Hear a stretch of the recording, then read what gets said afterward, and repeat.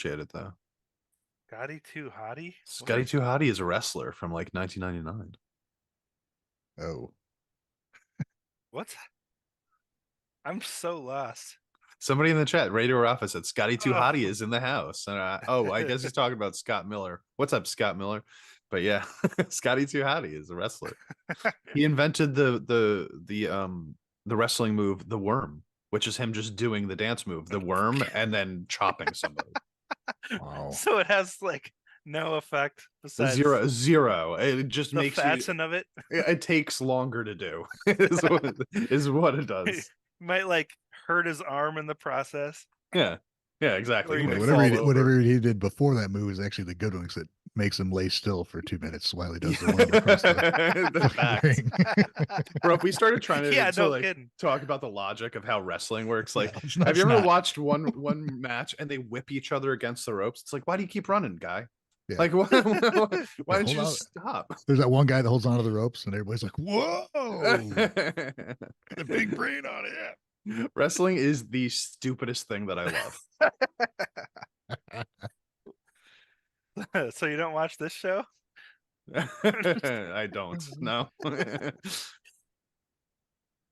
We're gonna hear the startup. Cynical B is happy that we get to talk about Apple Meets Bazooka this week. Oh yeah, That band's freaking cool, man. That was a nice surprise. All the songs that we listened to this week were. Oh, wait.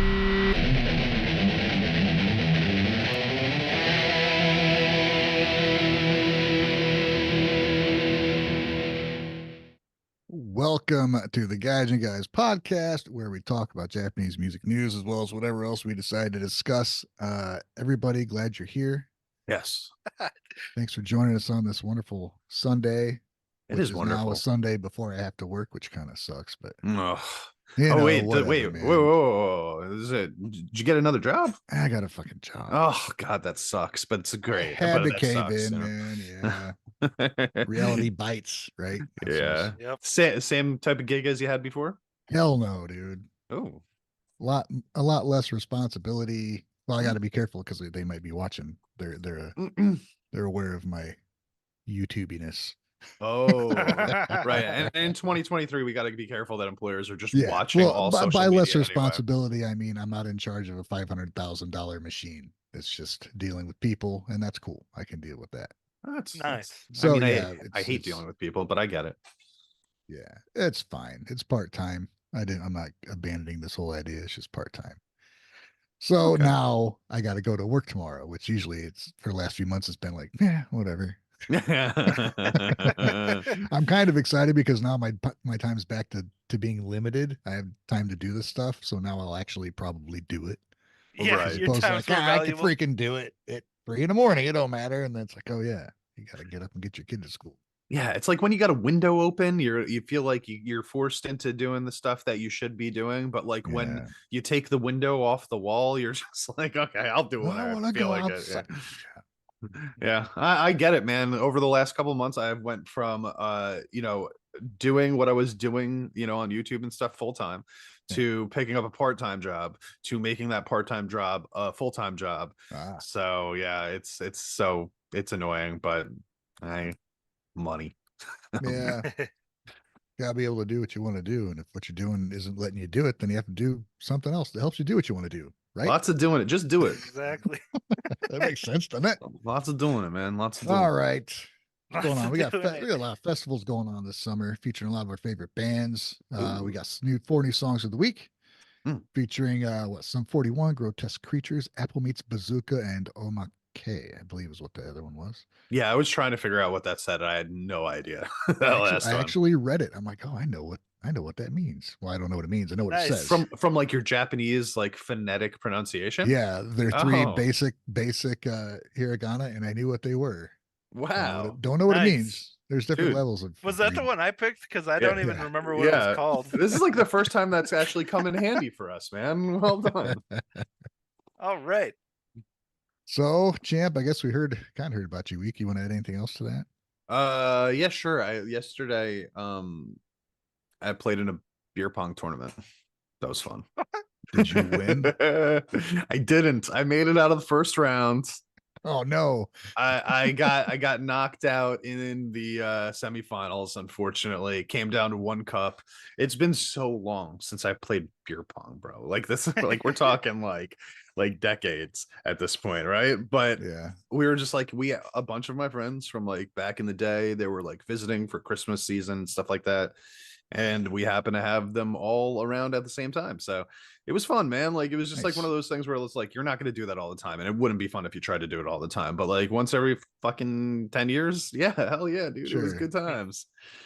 And it came down to like honestly, like it was intense too because we were like all sitting around watching. It lasted until like 2 o'clock in the morning, and like it came down to one cup for the last two people at the same time, and then they tied and had to reset Oh my and keep god. going. And the girl's boyfriend was just like, please, just lose, please lose. Like I want to go home Hey, and go to you don't sleep. understand. Yeah, please just sacrifice yourself. I want to leave. But it was a good time, man. It was a good time. But yeah, that's pretty much it. Outside of that, I just worked all week. Cool, man. Awesome. Wave? Well, didn't really sleep much last night. Oh yeah, you're a dad now, And so we know what yeah, your week consists of. yeah, poor Rosie probably slept for like 20 minutes total last night. Oh man. But it's fine. It's worth it. Are you guys at least like trying to get sleep like during the day when the baby's falling asleep and stuff? Yeah, definitely. Rosie's never taken naps before, and now she takes them whenever she can. But yeah, besides that, oh, I've been practicing like playing guitar and singing again, which I haven't done in a really long time because I've Oh yeah. had no reason to. And dang, I'm out of practice. Like my breath control is gone, and it's like, how the heck did I used to do this? So Yeah. I don't know how anybody does this, dude. Like I literally feel like it's impossible, and every time that anybody does it, they're cheating somehow. Like, are you focusing on the guitar or the vocals? Like, which of them is supposed to be done naturally You know what without goes through thinking my about head? Literally, whenever I sing and play a song, especially a new one, like usually when I end up playing in town, it's a new song. I'm literally the next whatever comes out of my mouth and whatever I play, I'm trying to remember it as it happens. It's like a freaking panic the whole time. Oh my god, look at what's chorus. I gotta move this thing here. It's done. It's like, huh? that's the hardest part. I Like made at it. this age, the hardest part is just remembering like what Yeah. comes next. The execution isn't that bad, but just remembering what the lyrics are Yeah. and what the the riffs and chords are is like the hardest part now. Yeah. Some stuff you've been doing for a while, or some songs you just think of the lyrics and it's kind of the strumming can be mindless or whatever. But yeah, for me it's because I don't play that much either now. Like Wave's saying, I'm just way out of practice. So I've literally went to play songs with people and I'm like, I don't remember this, and I'll start playing. Like my arms muscle memory kicks in. I'm like, oh, this is what happens. And my brain's like, come on, stupid. Yeah. We're already going. I'm like, It's what? like you Okay. got to just not think about it. Just do it. Yeah, that's really what it comes down to, right? Like you can't be focused because the second you start thinking, what's the next chord I have to play? Well, Yeah. if you have to come up with a vocal melody at the same exact time, you don't have like how are you gonna think about both of those things at the same time? You can't do it. So it just has to be like this natural, just like release from your body.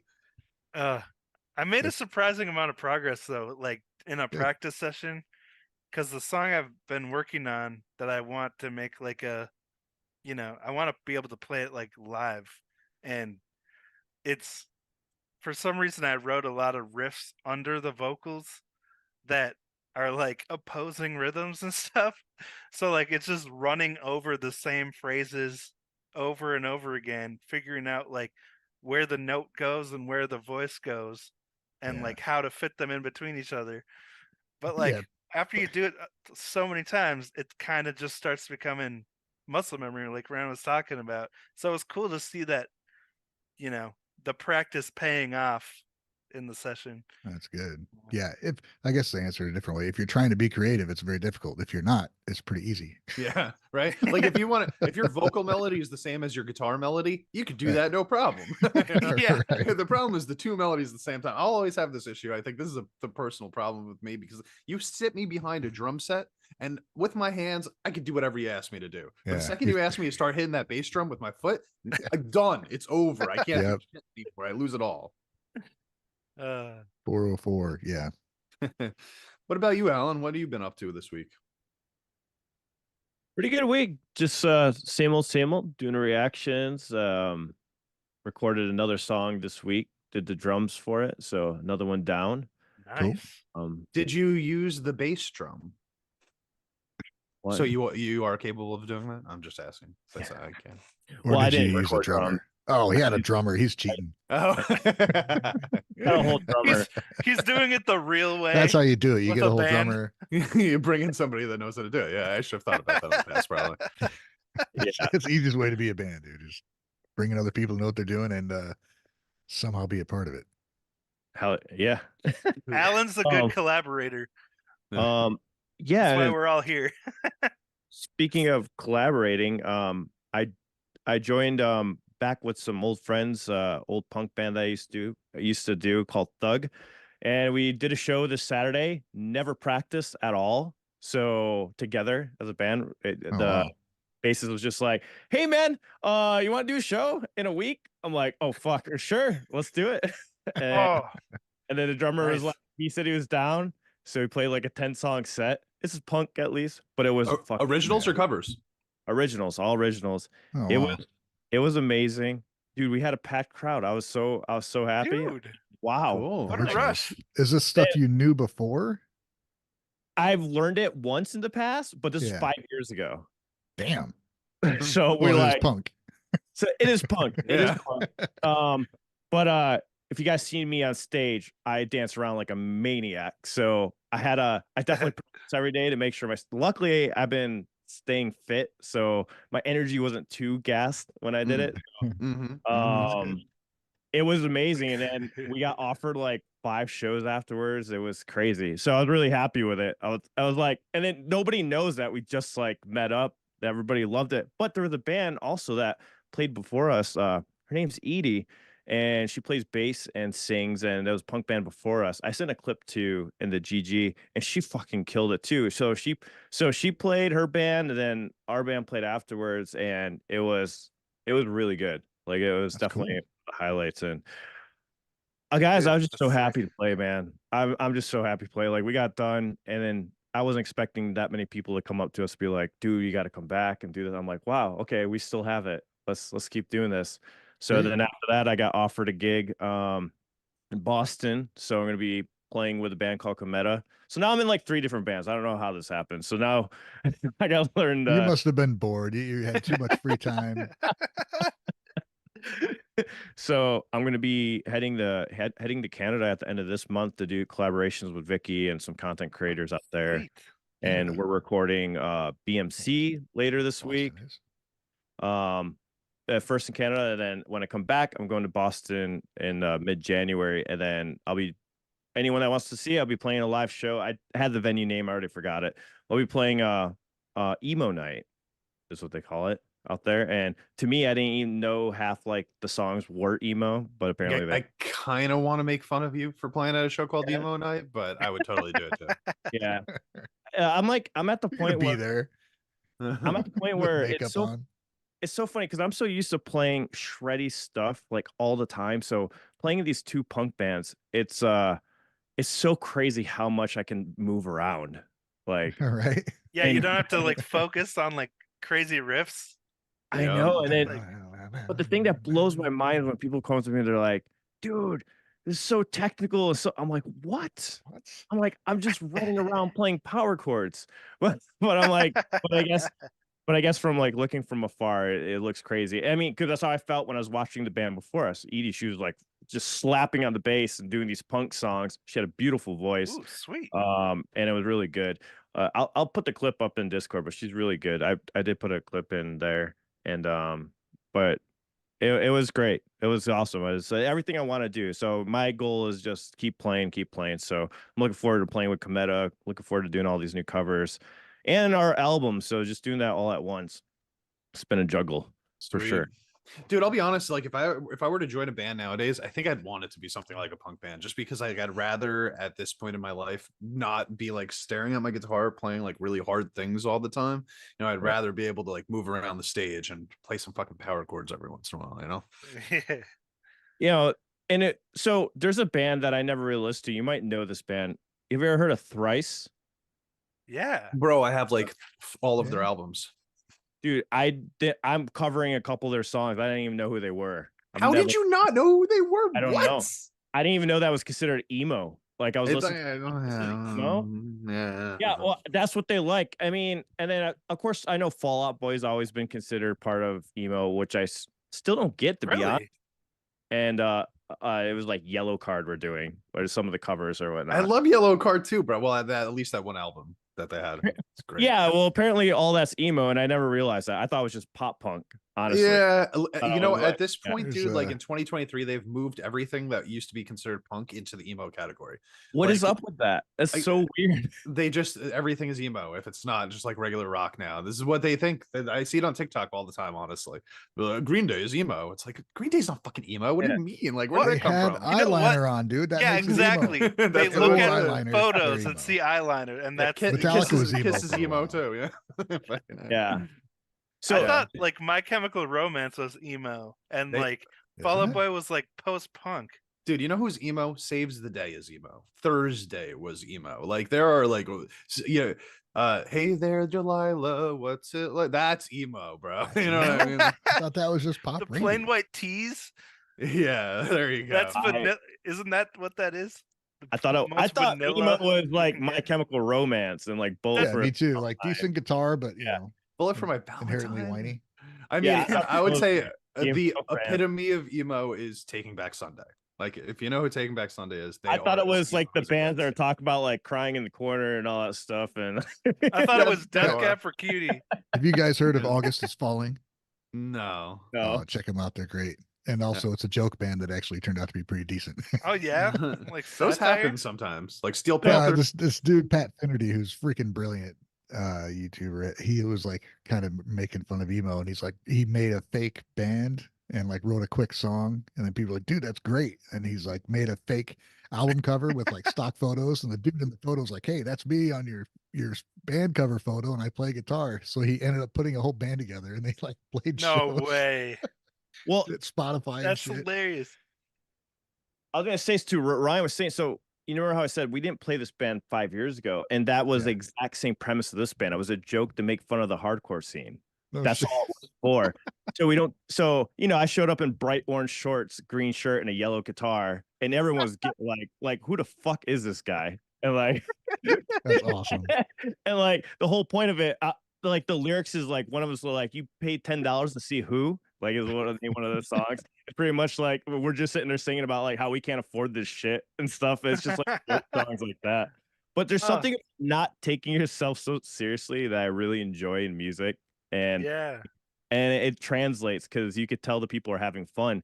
Because there's a band that came after us that took their punk serious, and you could tell the difference. You know, you're like, they're really trying.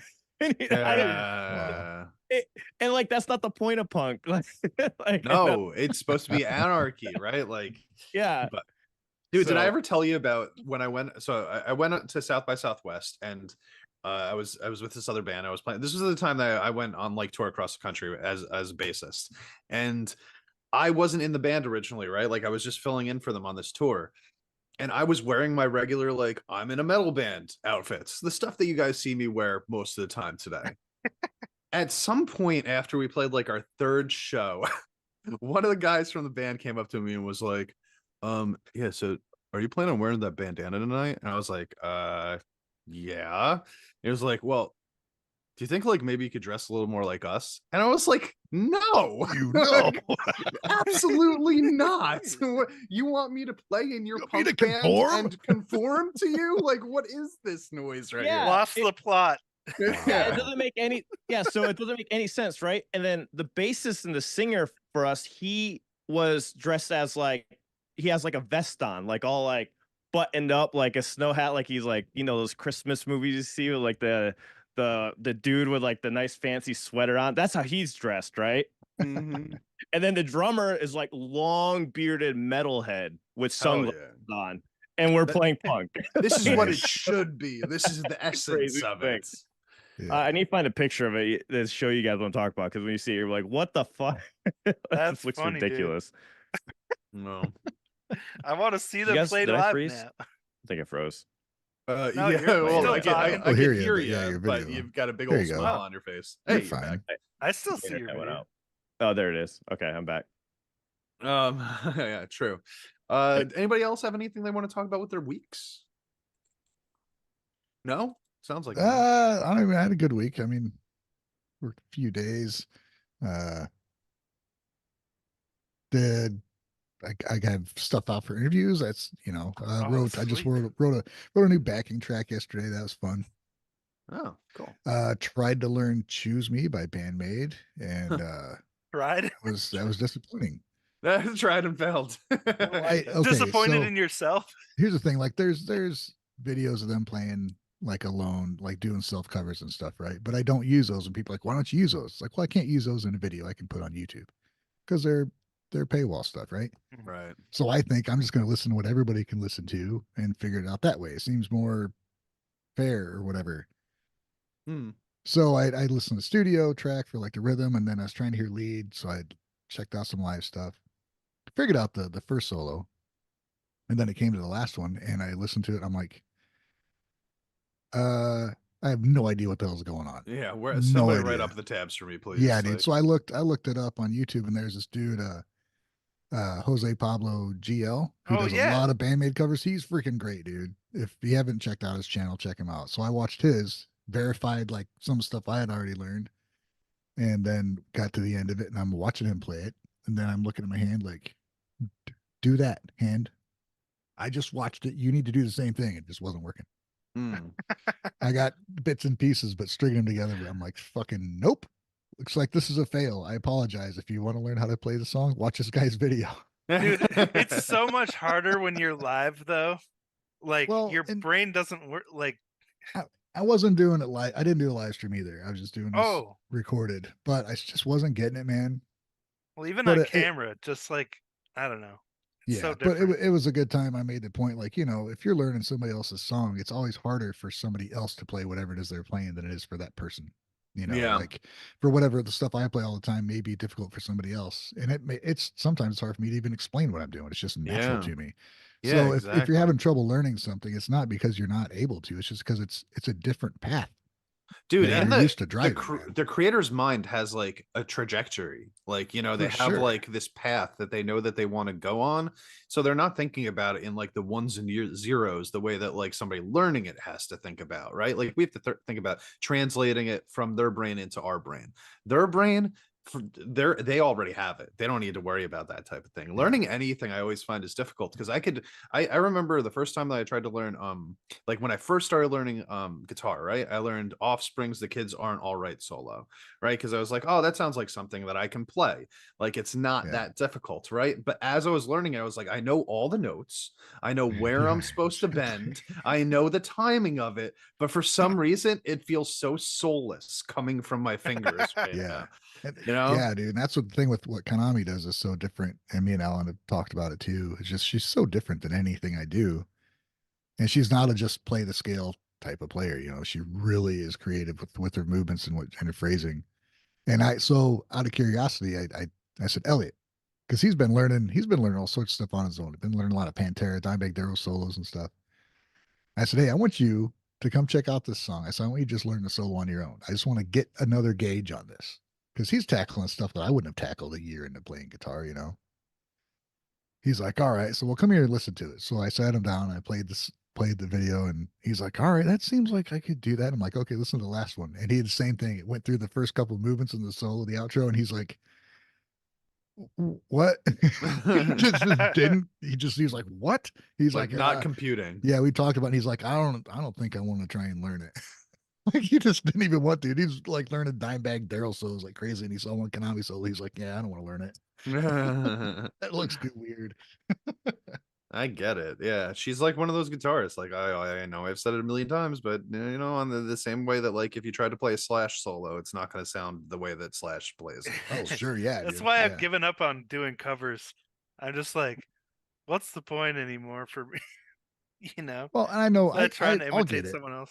I'll get it eventually. Like the first one, I got pretty good and like the feel of it, you know. But the last one was just it was even more foreign to me. So I was like, yeah. I hear that, man. Yeah. All right. Well, before we move into the next segment, I'd just like to throw out that this is the month of Maid for us, which we have started today, where we're going back in time a little bit to the acoustic special. It's from Made First. Made First. That was from Band-Maid's 2021 acoustic Christmas special concert. So we're taking 4 songs, 4 that we just I guess we're picking them at random. We chose Forward for today right off the bat, and we're doing a little bit more of a deep dive on them together so that we could like kind of discuss those as a team this time. So if you want to see some of that, just pop over to our Patreon. This week is going to be Forward. Then we're going to have 3 more coming for the next 3 weeks. And check it out. The results may shock you this week. Yeah. Yeah. Could be. We'll get comments for sure. That's okay. I've been wanting to do this for a while, to be honest. Like it's not like I haven't listened to them. You know, I have my playlists. I have my Spotify playlist where like the acoustic songs will pop on every once in a while. But it's like so different when you're like driving down the road and listening to a song that you've already heard before, rather than like sitting there with your friends and breaking down what makes it different and unique. So I always wanted to do this with you guys because I think that this album is just like really a cool concept. For sure. Yeah. Sweet. Okay, on to the news. Or I guess I'm going to say we're going to move on to the news. Yeah. I'm the boss. You don't have to move ask on us, to the man. news now. You know, we got some things to talk about. John May reports Babymetal World Tour 2023 at Verdi Music Hall in Berlin. Interesting. Is that where it's starting? World Tour 2023. 2023 is over. We already went to. Okay, they're talking about that thing then. Okay. At one point, not so long ago, it seemed that Babymetal's story was coming to a conclusion between a depleted lineup after U-Metal's departure, nearly 2 years without shows, a cryptic message late in 2021, and an abundance of 10th anniversary content, blah, blah, blah. They returned to the stage to play 2 shows promoting the other one, their 4th album. All right. Oh, wow. Wow. Okay. So, all right. So a bit of a recap, it seems like, right there. So, yeah. The show opened with Babymetal Death. This time followed by another classic, Gimme Chocolate, and then Papaya. So, I mean, it was a pretty big deal, right? There's a lot of people waiting for this return and to see what direction they're going to go. I don't know either. I think that the direction was a little, I don't know, was it unexpected? There was mixed feelings on the album. I think overall, it's grown on most fans or most people. I heard more negative comments the first week that it came out than I did at any other point afterwards. Like it felt like the negative comments got out of people's systems right off the bat, and they almost like started to maybe appreciate it, or they just weren't listening to it, the ones that were being negative in the first place. Yeah. But all of the songs on that album where I was like, at first I was like, sounds a little bit more rock than metal this time. Right. Have come around on me and been like, I could just groove to all this music now. I really like it ultimately. Quick break. Thank you, Bill Hallisey. Wow. Super chat. I appreciate you, sir. Thank you very much. Yes. Bill has been he's been very supportive of Band-Maid and of the Gaijin guys. So yes, Big Billy, you are the best. We appreciate that so much. I met him out on tour at a couple shows. I ran into him. And Merry Christmas. Oh, nice. Yeah. Feels like a Christmas present to come early. Yeah, back to Babymetal. Yeah, dude. I love that album. Like the whole album's great. I've listened, out of what I've heard from them, I've tried listening to other albums and I just couldn't. I liked parts of them, but this one I was happy to listen to it all the way through. Alan, I kind of want to. Where are you landing on this now? Like 6 months later, you were the biggest Babymetal fan prior. On this album. Yeah, this most recent one. It's a solid album. It's not my favorite, but it's a solid album. Like I want to when we did the whole Nick Nocturnal voting, I couldn't vote it as my favorite album of the year. Yeah. It was a good album. It was just a solid album. There's just some songs I really loved a lot, but definitely, I don't know. I think I enjoy listening to like Metal Galaxy more, which is an album that people don't really like as much, I guess, or that's where he started getting more divisive with fans. Was on I that love album. it. I'm a huge fan of that one. Yeah.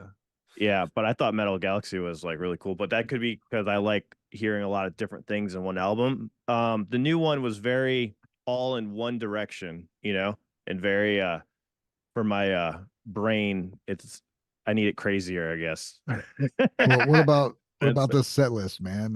Babymetal, Death, Gimme Chocolate, Papaya, Distortion, BMC, Maya, Syncopation, Monochrome, Matari, well, first off, Megitsune, sorry. Headbanger, Road Resistance. I think it's a hell of a set. The set list is fucking amazing, and I'm pissed Yeah. off I don't get to see Syncopation. Yeah, it's almost perfect, honestly. Like I don't know. Set. I don't know if I would change anything on there. That's the best. I mean, this is longer than the sets that I saw. I'm pretty sure. Yeah. Dang. Right? Yeah. Well, I think the US sets were like the same length, right? 12. It was? I can't remember. I think It so. was around there. It was between 10 and 12, if I recall. But we definitely didn't get Syncopation. That's for certain. And we didn't end with Road to Resistance, right? Wasn't that the second to last song? No, they always ended with Road to Resistance. Oh, okay. Yeah, they definitely play that every single show. I saw all these live except for Syncopation, which I'm like, what the fuck? I want to see Syncopation so bad. Yeah, I wonder why they threw Syncopation in the set list. Is this just for the Europe tour? I kind of missed that was for that show. So people told me about it. They're like, they did Syncopation over there. I'm like, that's crazy. What do you think they took out? Like, what do you think they took out and replaced Syncopation there? I'm trying to remember, but I honestly think this is a song or two longer than the sets over here. But let me know, chat, if I'm wrong. I'm looking up right now, Babymetal. I am too. Where did we see them? We saw them at Hammerstein? Yeah, Hammerstein. And I saw them in Nebraska. Nebraska. So it looks like the one at Hammerstein had we only had 11. So they just added Syncopation. They added one. All right. So yeah, that's what I was thinking. I was like, I'm pretty sure it was not very. It's a little longer, but not really much longer. Just one song longer. They added a cool song that we wanted to see that we didn't get to see, unfortunately. Yeah.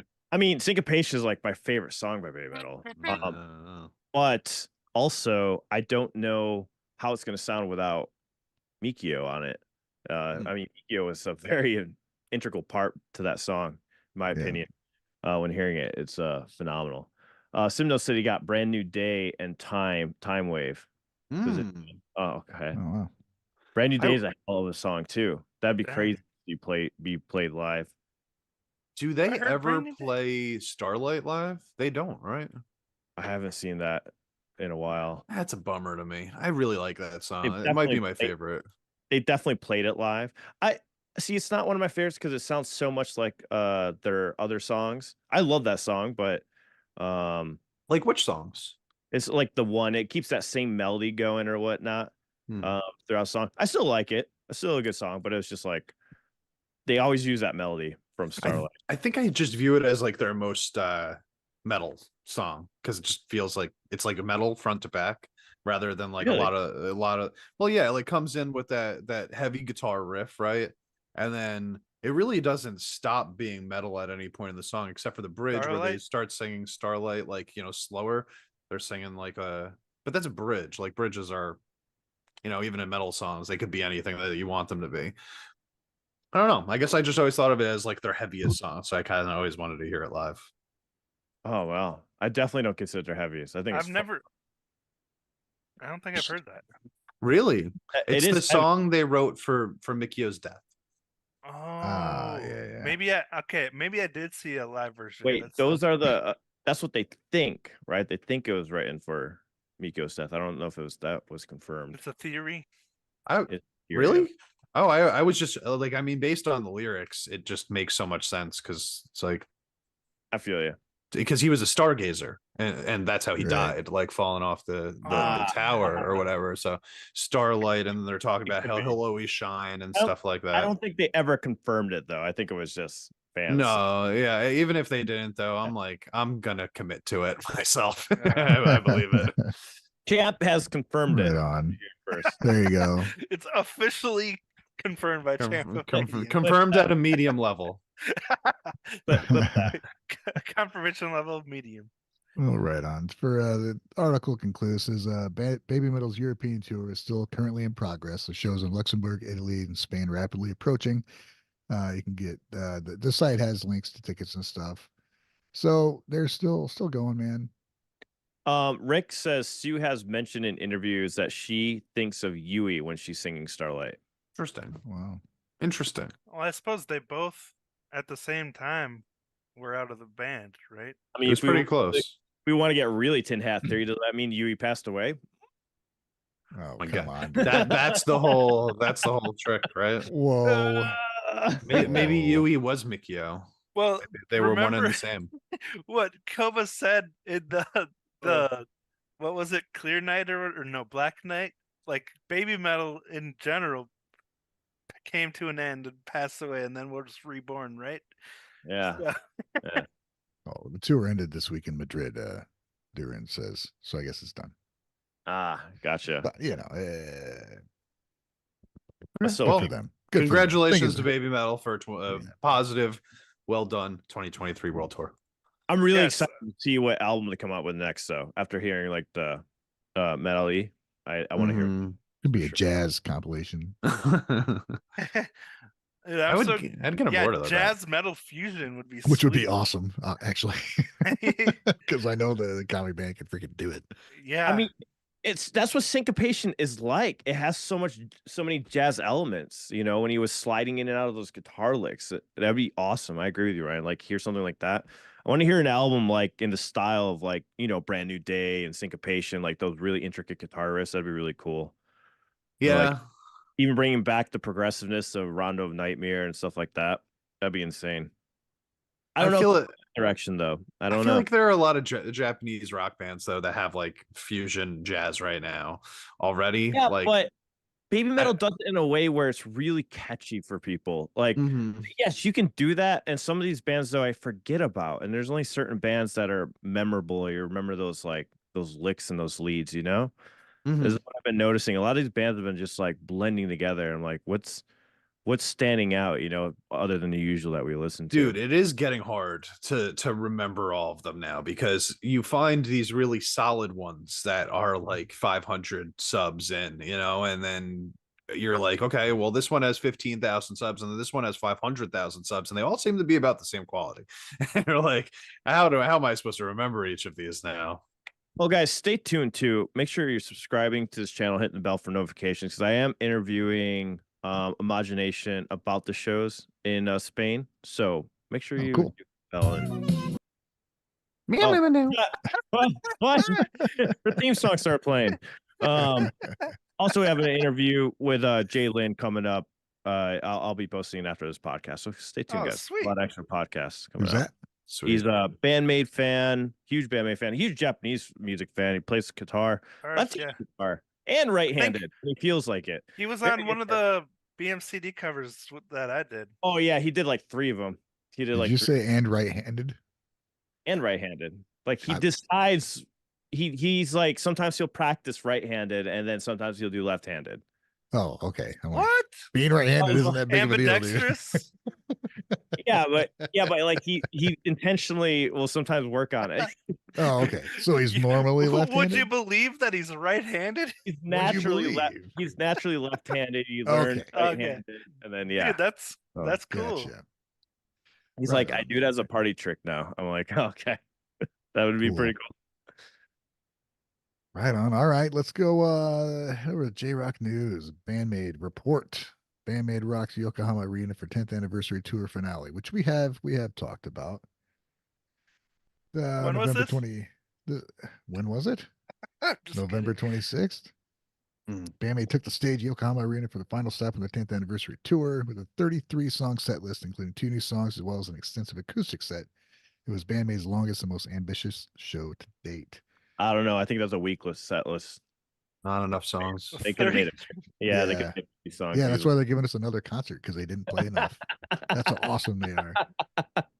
If it's not at least 50 songs, I don't even give it time of day. Right. So the band appeared on stage in outfits of glittering black and launched into the set at 100%, starting with Domination. That kept the energy high, blasting full speed through the first 5 songs.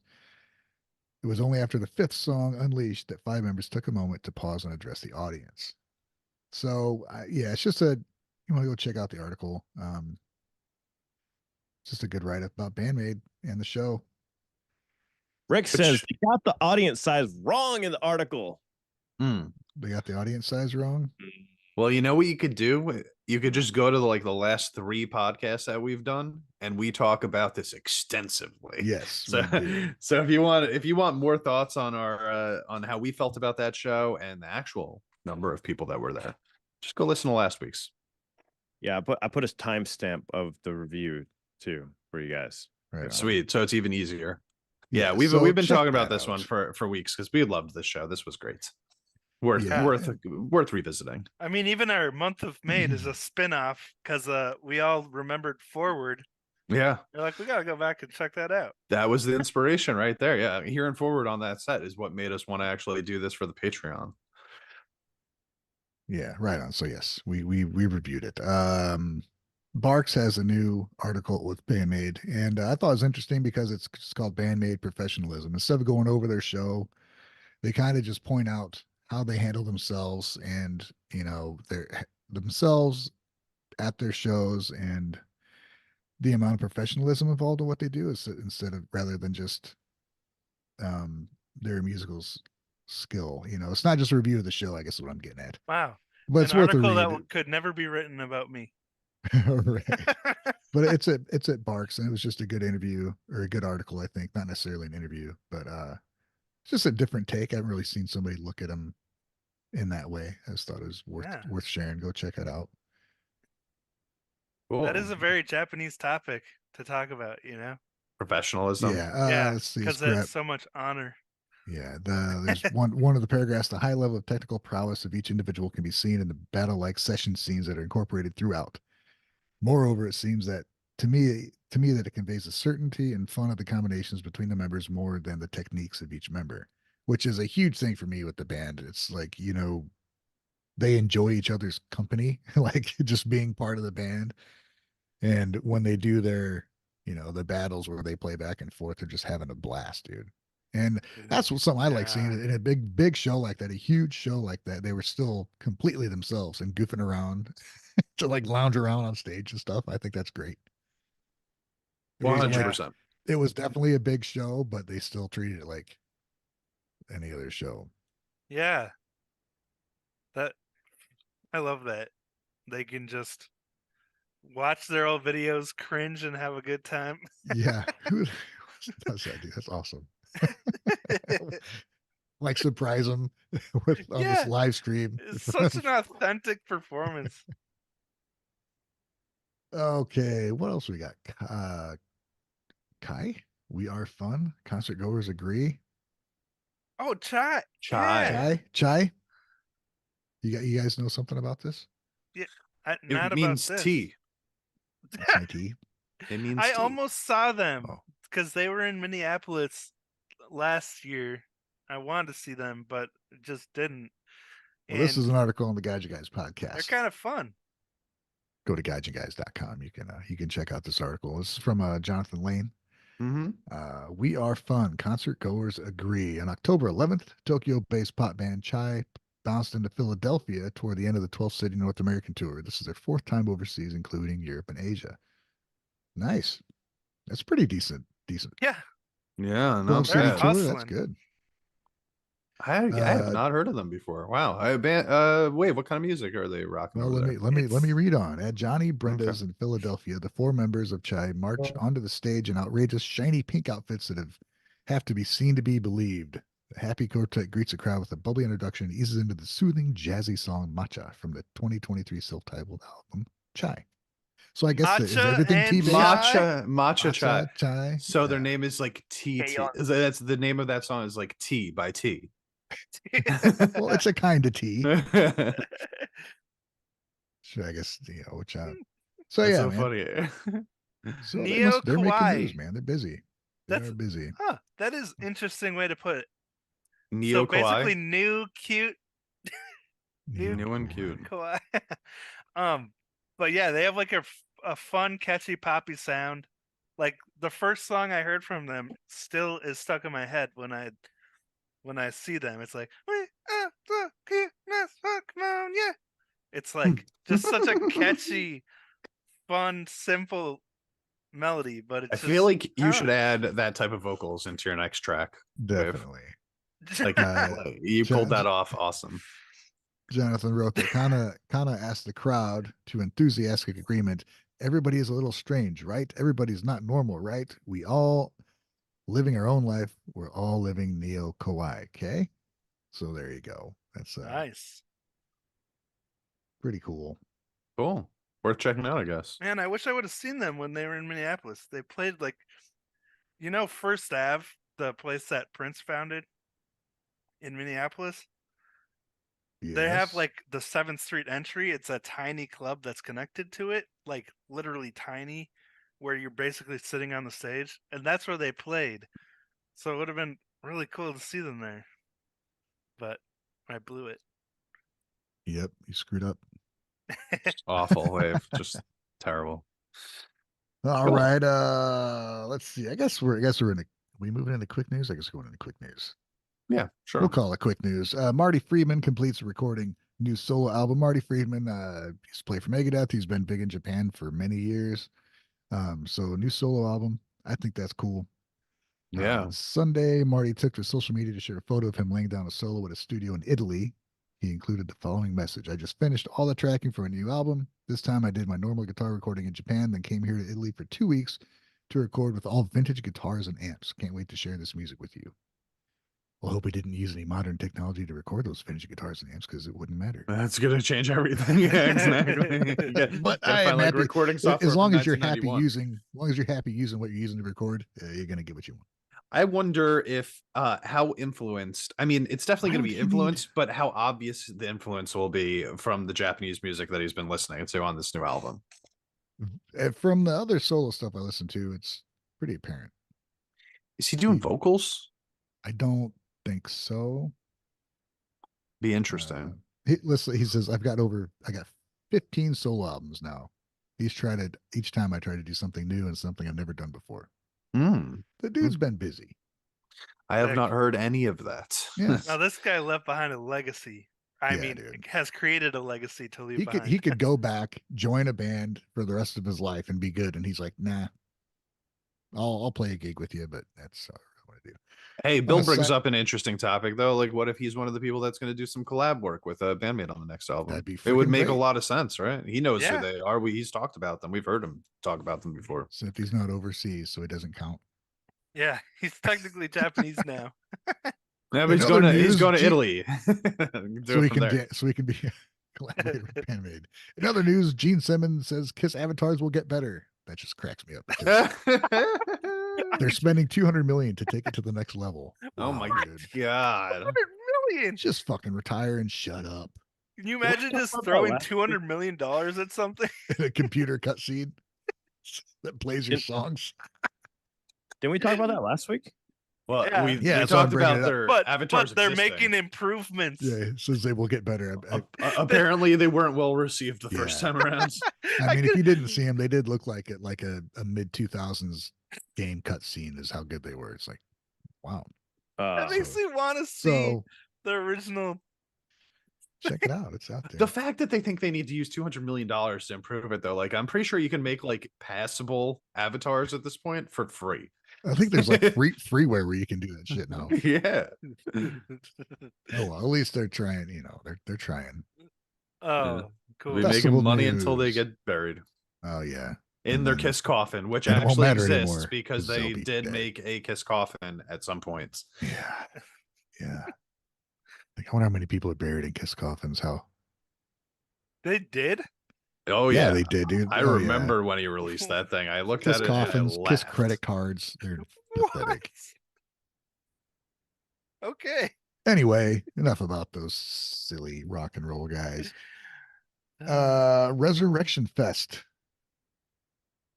This is in Galicia, Spain, June Hey, 26th to 29th. Your boys are up there, Alan. Ooh. Top left. First build. Can't see the screen. Avenged Sevenfold. Oh, yeah. Yep.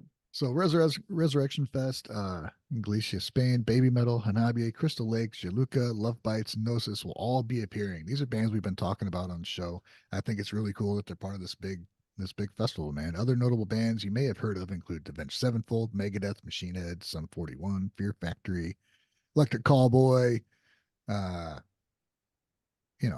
There's a band called Bob Villain. Yeah, Bob Dylan. What? I don't know anything about it. I've just seen the name. I hope they just play Bob Dylan songs, but they scream. Yeah, that'd be great.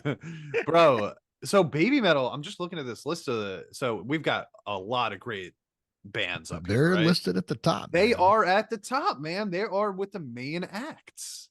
Hell yeah, with Offspring and Megadeth and Avenged Sevenfold, bro. This is top of the line shit. His name is Nathan. If you apparently somebody's got a buddy named Nathan, but I don't think that's important right now. I mean, Babymetal is about to be playing right alongside with some of the best people of all. So we've got a lot of solo acts up here too. Yeah, Bruce Dickinson, Corey Taylor. Yeah. Alice Cooper. I mean, he's been his own thing for a long. I can't read. What the fuck is that? Yeah, what's the one right next to Avenged Sevenfold? Bring me the horizon. Bring me the horizon. Okay. Bring math with you. Yeah. Okay. The Offspring. Why is the Offspring still a band? I don't like them. I like Offspring. I didn't know Sum 41 was still together. I'm not a big fan. They weren't. So that's just so everybody knows. I made everybody listen to Sum 41 this week because they came out with some new track that I was like, oh, what the hell? Sum 41's around again, right? And they're apparently going on their retirement tour. So that's why they're doing this. Hey, but surprisingly it was related to Japan. Because of the plane ride? Yeah. Oh. Yeah. But yeah, so I guess that's why they're being added onto this, because they're on their retirement tour, so they're getting a little bit extra credit here. Yeah, I thought that was cool. There's so many Japanese bands on the bill. I mean, it's not here, so I'm pretty cool. Nemophila news. What do we got here? Yeah. They released their track list. The track list for the next full album, Evolve. Right. And Odyssey, the digital track, is to release on the 22nd. When's the album coming out? No. January something, I think. I don't remember. We talked about it last week. Go to our last week podcast to find out more information. Okay. So looking at this, what do we know? We know Rise. We know Night Flight. Yeah. And January we 17th? know Oscar. I think that's all we know. Yeah. So then Odyssey is going to be the next one we'll get ahead of the January 17th. Okay. January 17th is when the album's coming out. Yeah, so it looks like we're going to get 7 new tracks, which is cool, man. I'm glad that it's not just a bunch of stuff that we've already heard before. 10 tracks. Yeah. What do you think of that, Alan? Is that a full album? I think Alan might not be hearing us right now. Oh. But yeah, I'm okay with 10. 10 is something that is passable. I'm usually not the hugest fan if it's 10 if they've already dropped 3 or 4. But because they just did the cover album, also it's they're being released pretty close to each other, right? So we're getting officially a bunch of technically new tracks from them. Sure. Nice. Yeah, I don't mind it. I'm looking forward to it. Music takes a heck of a lot of work, so I'm 10 songs is enough for me. Yeah. It's funny that Night Flight is... Sorry, go ahead. I was going to say, I'm glad they're, getting some stuff out. It seems like they kind of lagged a little bit behind some other bands. Yeah. It was they front loaded a lot of their material, right? And released it all within a year, and then they had to kind of slow it down a little bit to catch back up. Right. I think it's funny though that Night Flight is on this album, just because they've been playing it for so long. I feel like I heard it years ago, and they finally dropped it on an album. But still I no blooming. Even think of what it is. Night Flight, it's the one where they do the little dance. Da, da, da, da, It's like da, a da, da, 80s da. synth like pop song. Oh, was it from their last? Wait, what? I do not remember that. Look up Really? Night Flight. They have a music video for it. Did it come out Yeah. this summer when I was like sick and stuff? Sure. We'll go with that. Yeah, That's probably when the music video came out. Yeah. it I still thought- feels I like thought their it was a last album cover. just came out. It does sound like a cover. I thought it was a cover for the longest time, like since the first time that I heard it, until I was told that this was going to be on their new album. So it was like, it's not a cover. They wrote that originally. I was Yeah. like, Yeah. oh shit, what? Right. Dude, Seas of Fate literally came out, the album, like a year ago and 3 days. Yeah, it was. Wow. And then the one before that, I believe, came out in either late December or early January also. So it's like they like to release an album once per year at the end of the year. Yeah. I'm so on board with that. Like if they did that every year, man, it's fucking great. I want them to put out strategy. blooming officially, dude. That song's freaking cool, man. True. Well, I wonder maybe why it'll they be on didn't. the next one. I don't know. They're too big for me to just message on Twitter, so I can't ask them. you could try, man. You never know. Night Flight dropped 6 months ago, says the guys. Right. All right. Oh, we said that? That's good to know. Passcode. They're putting out a live Blu-ray and DVD. Passcode's a band that I'm liking more and more because I have a certain member of my Patreon who keeps making me listen to him every week, and I can't help but like him every time because I hear it more and more. Dude, No. it takes some time, I think. But seriously though, every time I used to be like, here's another one, and now I'm like, oh, another Passcode. Let's freaking go, dude. It's crazy because they're so hard to get into, I think, in the first place if you're not used to that type of music, because it's just so wild. It's so off the beaten path. But once you start to respect them, it's hard not to see that respect in every song that they release. Yeah. Right. I like I mean, the key changes. There's a lot of key changes. Sometimes there's way too many, but when the heavy goes heavy, dude, it's freaking great. I agree 100%. Anyway, the live Blu-ray and DVD Passcode Reverberate Plus Tour 2023 final at Zep Shinjuku will be released on December 20th. It's been confirmed that the documentary footage, approximately 40 minutes of U.S. Tour 2023 Groundswell, will be included. That's cool, man. So they documented their time here in the States. Sick. I want to see that, actually. Groundswell cool. is awesome. It's one of their coolest songs. Yeah. Yeah, definitely. Right on. So good for them, man. And it seems to be giving them some serious traction, that song, because I haven't heard this much about Passcode until Groundswell came out, and now I feel like I hear about them a little bit every week. Yeah, must have turned some heads when they were here. This was an interesting topic here. Japanese anime music event canceled after violent threats. You guys hear about this? No. I just saw it today. After numerous death and arson threats, a debut anime music event in Shiga, Japan has been abruptly canceled.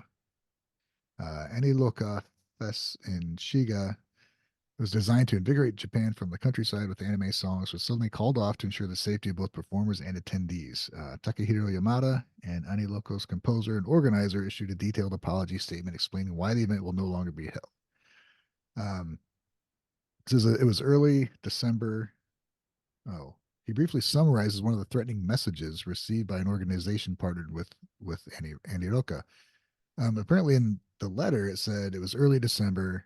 He stabs a student to death at a nearby station, sprinkles gasoline inside the venue and sets it on fire, kills all the visitors within the facility. This is like what they were speculating to do, apparently. So they canceled it. I wonder what it was about this particular show that was like making people lose their fucking minds. Yeah, I don't know, man. Because it doesn't seem like there's anything like out of the ordinary that would have like created this type of. And it's not like anime in Japan is like this. Well, I think there was another anime event that there was some violence, if I remember right. It might have been. I think I read this earlier. There was a related, 4 years after the tragic Kyoto animation arson attack that killed 36 people. The man charged in the case is now faces the death penalty. So yeah, Kyoto That's animation. crazy. Wow. I wonder if there's like just this segment of the population in Japan that's just like super anti-anime.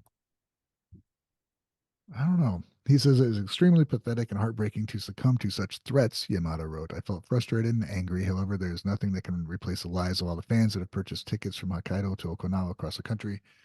Everyone in the Maibara area, the performers, and everyone involved, including the management staff. All decisions were made with everyone's safety in mind. So, this dude had to give everybody refunds, huh? right. Yeah, it'd been paid for. And that's crazy because he probably had to pay for all kinds of shit to set it up. So yeah, he's man. just taking it up the booty on this one. That's just rough.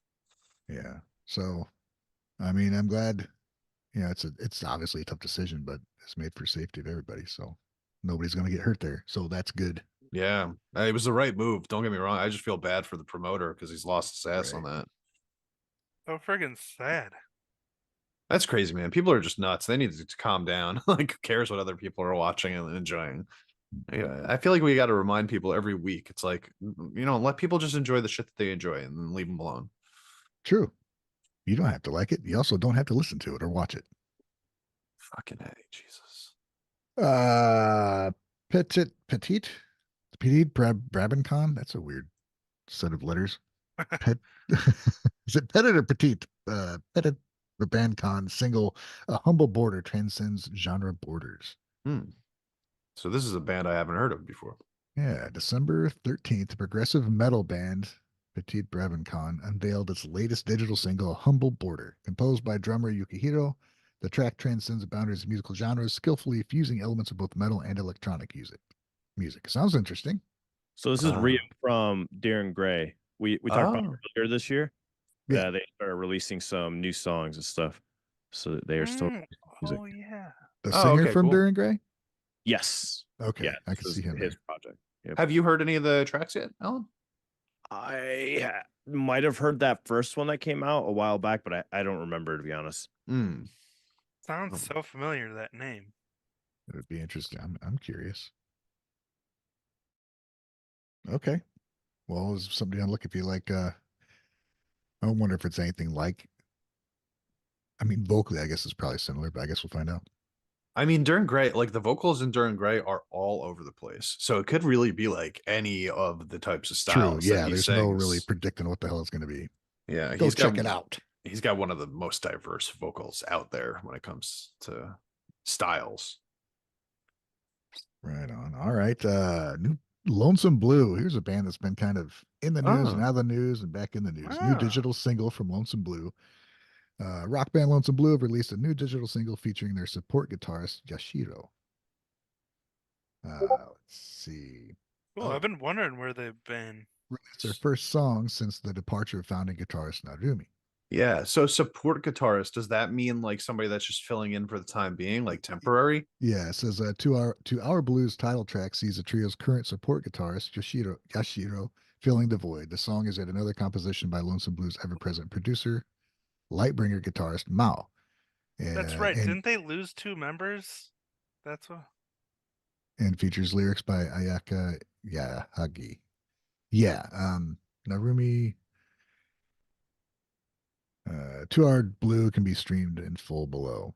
Right on. So there's a new single from them. So they're still working at being, moving on, continue being the band they wanted to be. So it's good, man. It's tough out there. There's a lot of bands.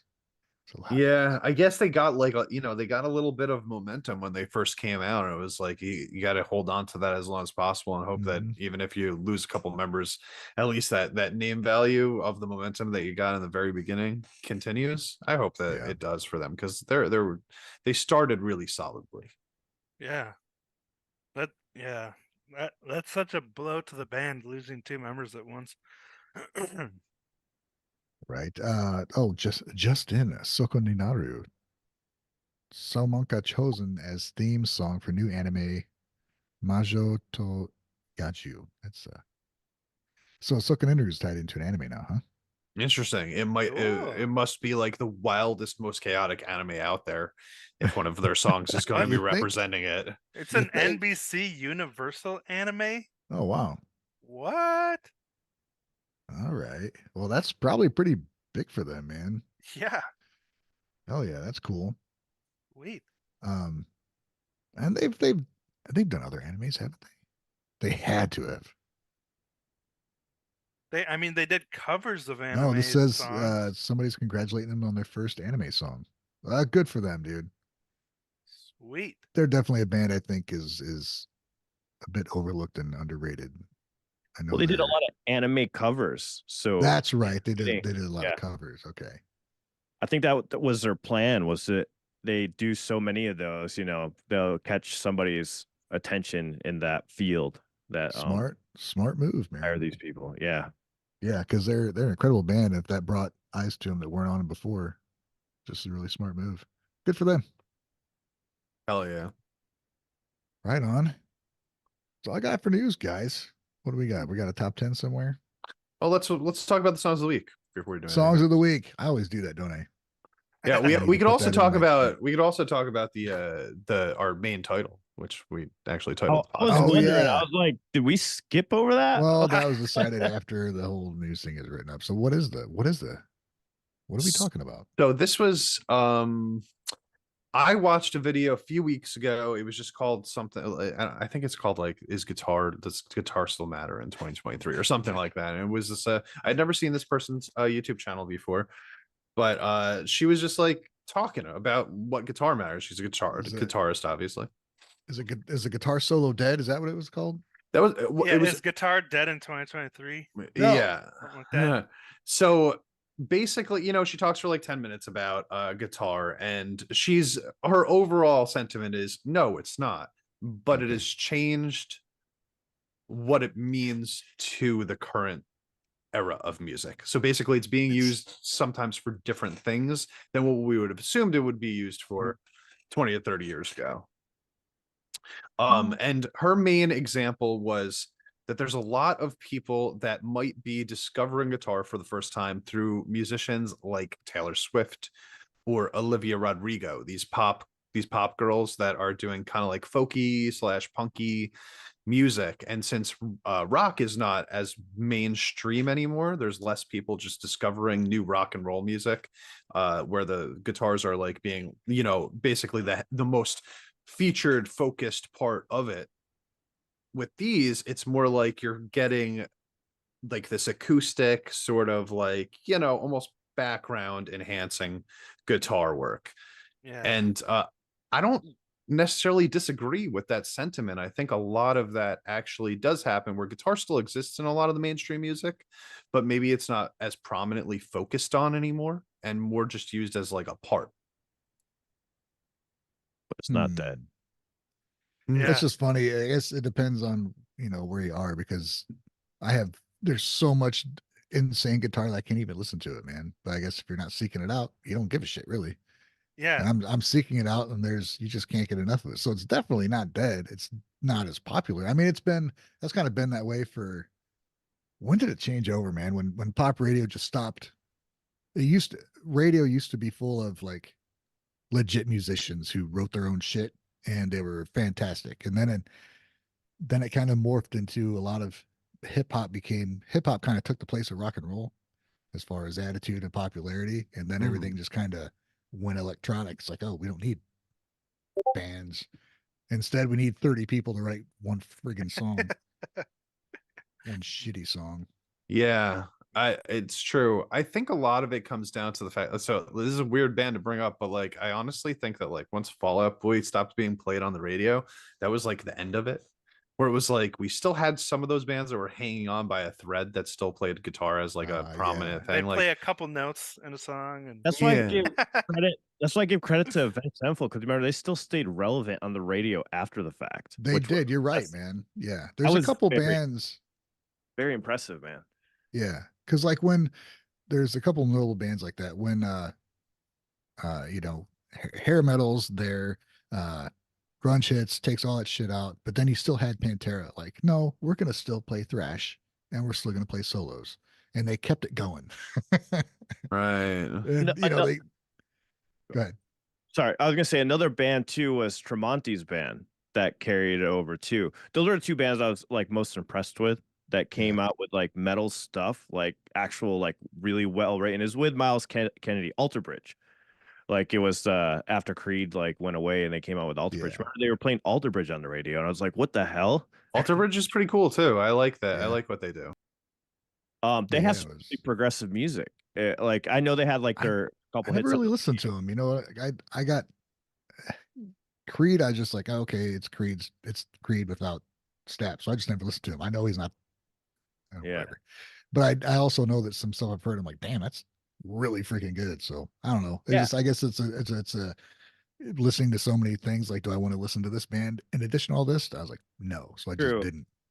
Yeah. Mark Tremonti, by the way, is a phenomenal singer on top of that. He is, dude. Like I heard his freaking Sinatra stuff. I was like, And what the yes, hell? yes. I was like, oh my God, I hate this guy. He's so good. Like And he can nails it. Yeah. So for anybody that wants to watch the original video that we checked out, it's by a YouTube channel called Mimi Sounds, and it's just called "Is Guitar Dead in 2023?" It's pretty cool the way that she talks about. It's very to the point.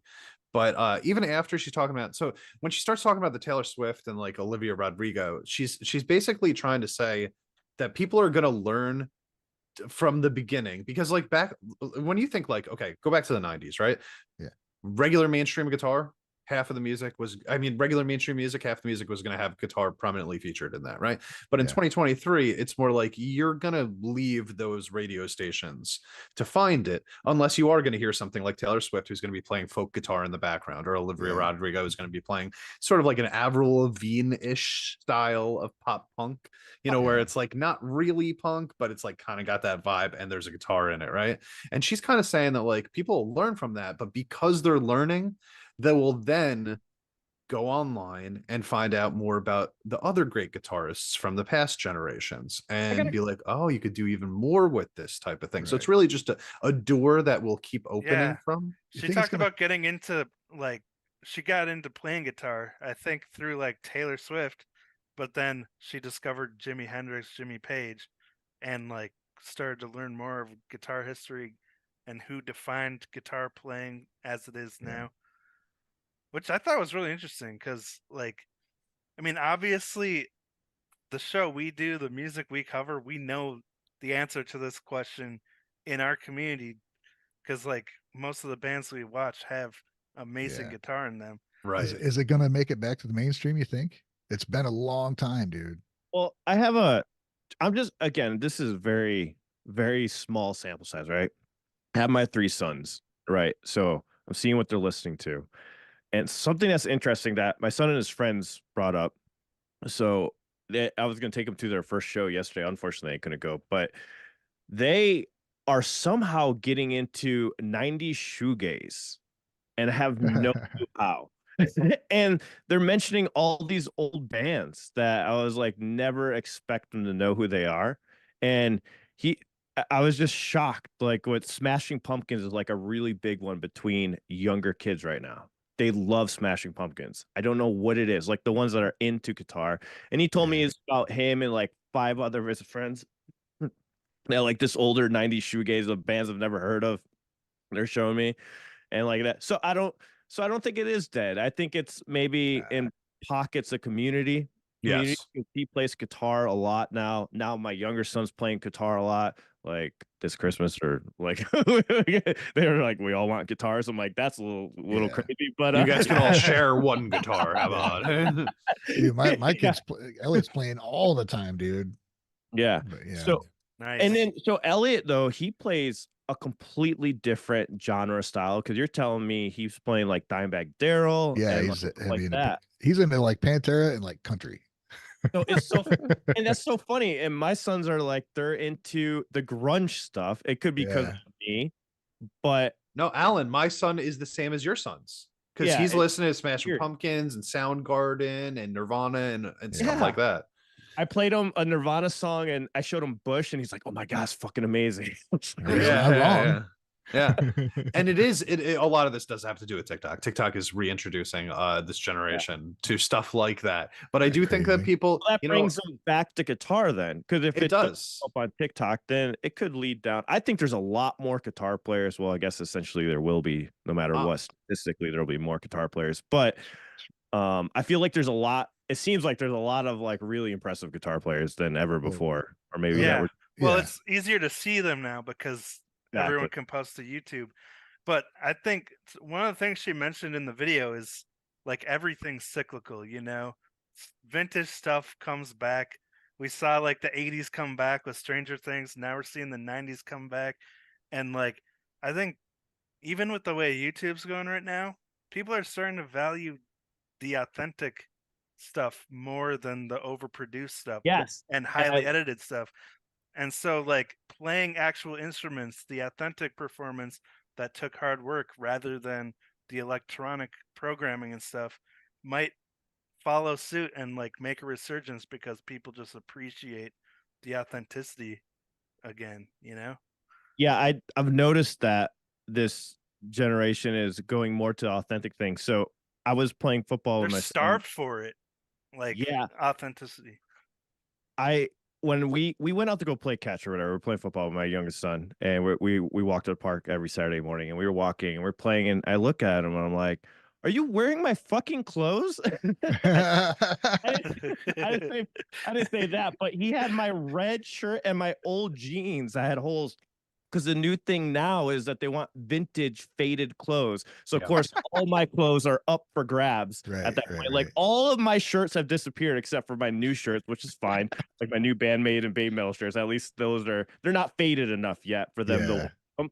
But they like my 10-year-old 15-year-old shirts. Dude, yes. I opened my drawer. I'm like, looked at my wife. I'm like, where's my clothes? Dude, I don't buy clothes. yes. That's fascinating. Zach is doing the same thing. He's literally wearing an entire outfit from my wardrobe right now in the other room. Yeah, Elliot does that shit too. He's been asking for my jeans. Yeah. Isn't it weird that the stuff we did as teenagers is now considered vintage? Like what? No, it's because we're old. Showed him the new dichotic shirt, right? And I was like, "Do you want this?" And I was like, "He's like, yeah, that's badass." He's like, Wash "Yeah, it that's 50 badass." times. Exactly. Yeah. Like, I wish that was more faded. Yeah, pour some bleach on it first. Yeah. Dude, he's right now, like, he took 3 of my hoodies, he took 4 of my pairs of jeans, and he's like, I'm like, well, I'll give you some of the skinnier jeans since like they don't really fit me anymore because I got too fat. And he's like, no, I want the baggy ones. It was like the ones that you were wearing in like when you were in high school. I was like, oh, okay, sure, here you go. Here's my Jenkos, buddy. Have fun. And he's like, yeah. He's like, whoa, not that fucking not baggy. not that. Whoa. Calm down, Dad. But yeah, dude, he's rocking like old band shirts and fucking baggy jeans, and I'm just like, that's crazy, man. Things have changed. Andrew, I just put a picture for you, but this is one of my. I'm not even like messing with you guys. Like it's so crazy because I didn't know he took them. Like they were just like I just saw them on him, but he's just ready. The black jeans and the red shirt. There you go, man. yeah. It was like my filming when I was doing the film festivals or whatever, like 10 years ago. You know, and I was talking to Zach about this like 2 years ago, right? And he was so anti getting hand-me-downs. He was like, no, I don't want hand-me-downs, Dad. Like everyone's gonna make fun of me if I'm wearing like clothes that are old. And now it's all he wants to wear. So dude, I go to the thrift shop with my sons now. It's the best. They're like, "Oh, you want $2 shirt?" Dude, he's going to thrift shops too. That's so crazy. That's so funny though. You know what really changed this, by the way? It's that fucking TikTok challenge where they do the 2K thing, and everybody 2K. Like in the school dresses up like it's the year 2000. And like I think they actually that style, and now they're doing it for real. Dude, remember when the year 2000 was the future? Yeah. Oh, crap. So the cool thing is I'm like naturally in style all the time, I guess. We live in style, bro. The new generation wants our style to be their style. No, but champ, when old people wear those clothes, it's not cool. Yeah, no, we're not allowed to do it, right? I never stopped. Fight me, kids. Fight me, you teenagers. Yeah. Who cares what the kids are into anyway? It's just funny hearing that statement. That shirt's not faded enough. It's like it's a new shirt. Yeah, it's funny, man. Right. But yeah, this all comes. Oh, Eviscerator for the super chat. Appreciate it, buddy. He says, good to catch you guys live again. I missed a few. That's okay, buddy. You could always go back and watch the old ones if you want to. But thank you for the 20. You know what it reminded me of, though? It reminded me of like there was a time where we would like purposely rip the holes in the jeans, right? Like do that instead of naturally pissing off the parents. What'd you do? No, it's cool. Yeah, dude. Rosie was obsessed with holes in her jeans. She would take a perfectly new pair of jeans when she was a teenager and just cut them up. Hell yeah. I I did am the Your same thing. parents would get so pissed.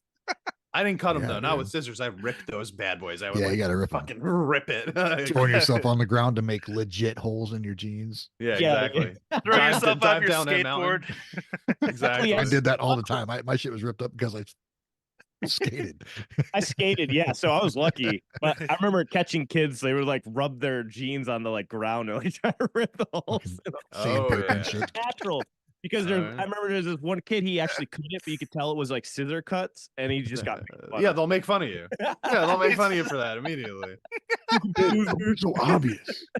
But yeah, that's kind of the whole point behind this, right? Like everything is cyclical. So we're seeing the fashion become cyclical right now, and the music, thanks to unbelievably enough TikTok. But like, yeah, I think that means honestly that as stuff starts changing over the course of the next decade, because this is really the first decade where we focus so strong on electronic generated stuff because we have the capabilities of it now, right? But eventually not people are forget going to get tired AI. of that. Yeah, well, that's starting, right? But people are going to be annoyed. There's going to be pushback Sucking on the that soul out of all the everything. time, you know? So which means that there's always going to be 10 years from now. What this is a sad to say, but Radio Rafa said earlier, you know, people are going to be wearing retro Nickelback shirts. But dude, in 2035, watch people rocking retro Nickelback shirts. People are going to be like, they got way too much hate back when they were around. People love an I'm like, Dude, it's underdog. not like they're not old enough already. Like The Good Nickelback Charlotte. shirts. We're Like talking everybody, 2000s. remember when everybody hated Good Charlotte, and then they became famous like 10 years later. Like everybody else their favorite Still hated band, them. and they grew up with it. Good Charlotte. Dude, I think that AI has a lot to do with this though, because any kid can generate something that's, you know, from AI that's fake and soulless, but having something that's authentically created by a human that makes you feel something is priceless now, you know? Sure. Yeah, true. And I guess just so. hope that it's a realization that's not only happening in small segments. You know what I mean? Because it is, we are the parents, for example, of like kids that we are teaching, right? And we have Shit, our you're own right. sort of like ideals. But like that random preppy kid that we didn't really hang out with in high school that went on to have a bunch of kids, like, is it the same sort of influence that's happening on the younger generation from them also?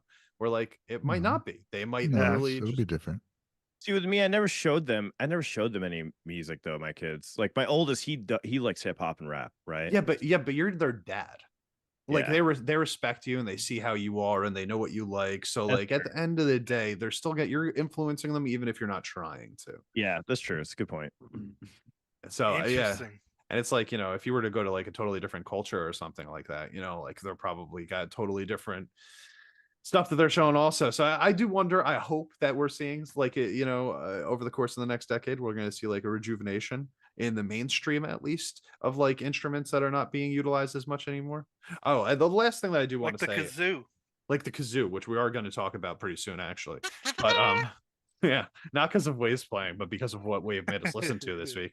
I know, what the hell is that? That's exactly what I wanted you to say.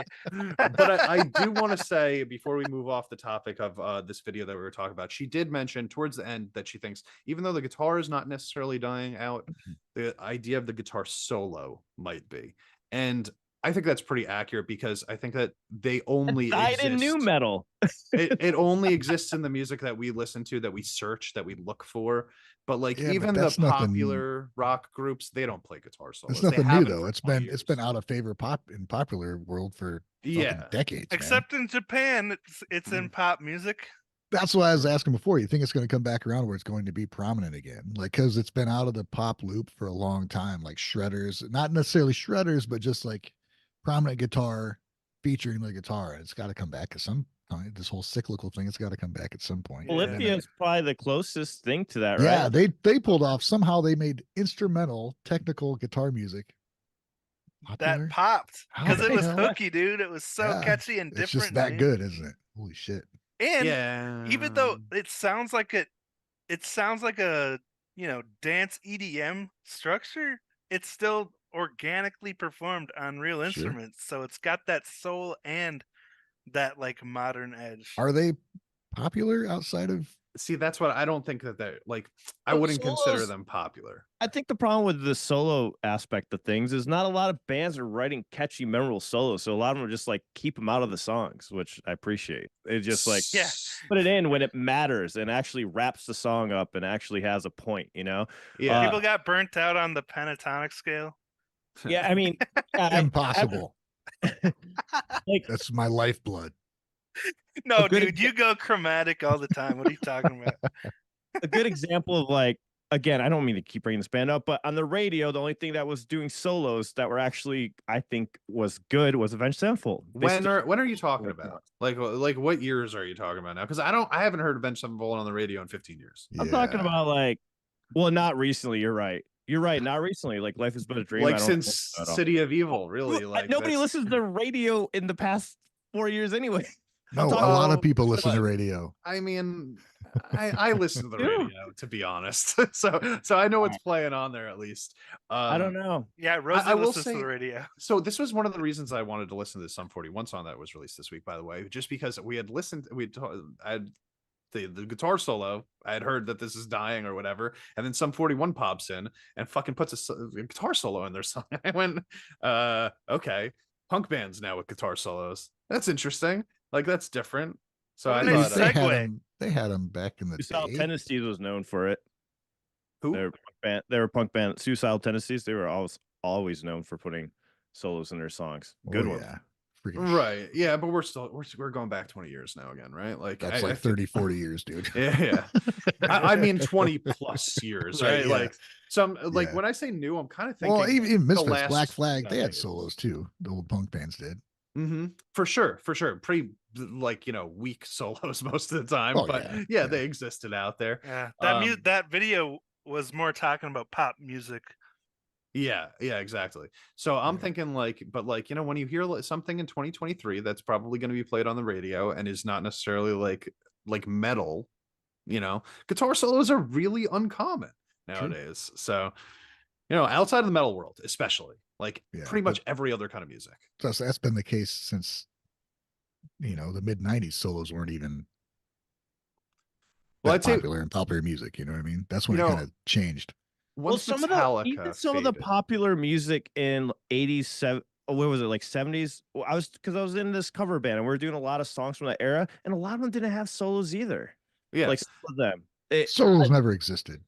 I think it's just in particular bands that were able to do it really right. Those were really showing off a lot, But sure, yeah, I don't- think so. I'm That's gonna pull up definitely my true. playlist right now. I'll let you guys know which ones, because there's like a lot of them. I was like, wow, there's not a lot of solos in some of these. I was like, of course, Black Sabbath I played a solo in, but that was metal. I'm thinking of the old stuff.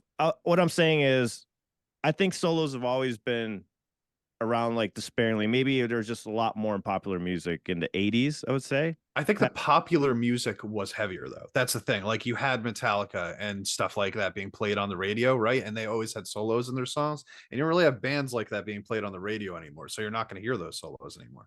Like once the mid 2000s were happening, right? And like the bands like Nickelback and Puddle of Mud and like those were the mainstream rock bands now. The solo just disappeared at that point from Jesus mainstream Christ. radio.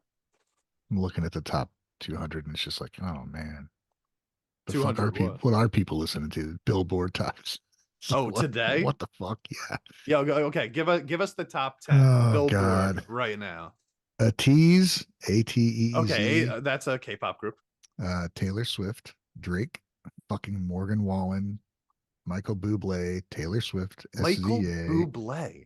Yeah. Well, Christmas songs. Okay. Noah Kahan, Taylor Swift, and Nat King Cole. Taylor Swift, Zach Bryan, Mariah Carey, Olivia Rodrigo. Yeah. Yeah, so none That's of pretty that is much- rock or metal No, or that's anything just like what it all that. is. And Morgan Wallen. It's pop and country and a little bit of K-pop. ATEEZ is at the top of the K-pop list? That What? is so strange to me. Top of the list, period. Top 200 Billboard. Yeah. That's kind of blowing my mind because like ATEEZ, like in the K-pop world, they're like, number 10 maybe popularity wise. I just want to shout out Post Malone. He's in the top 30, but it's for stuff that it fits in with everything else on the top boards. But when he appears on a show, he plays like grunge and metal. Yeah. And I just love him for that. Me too. I respect it.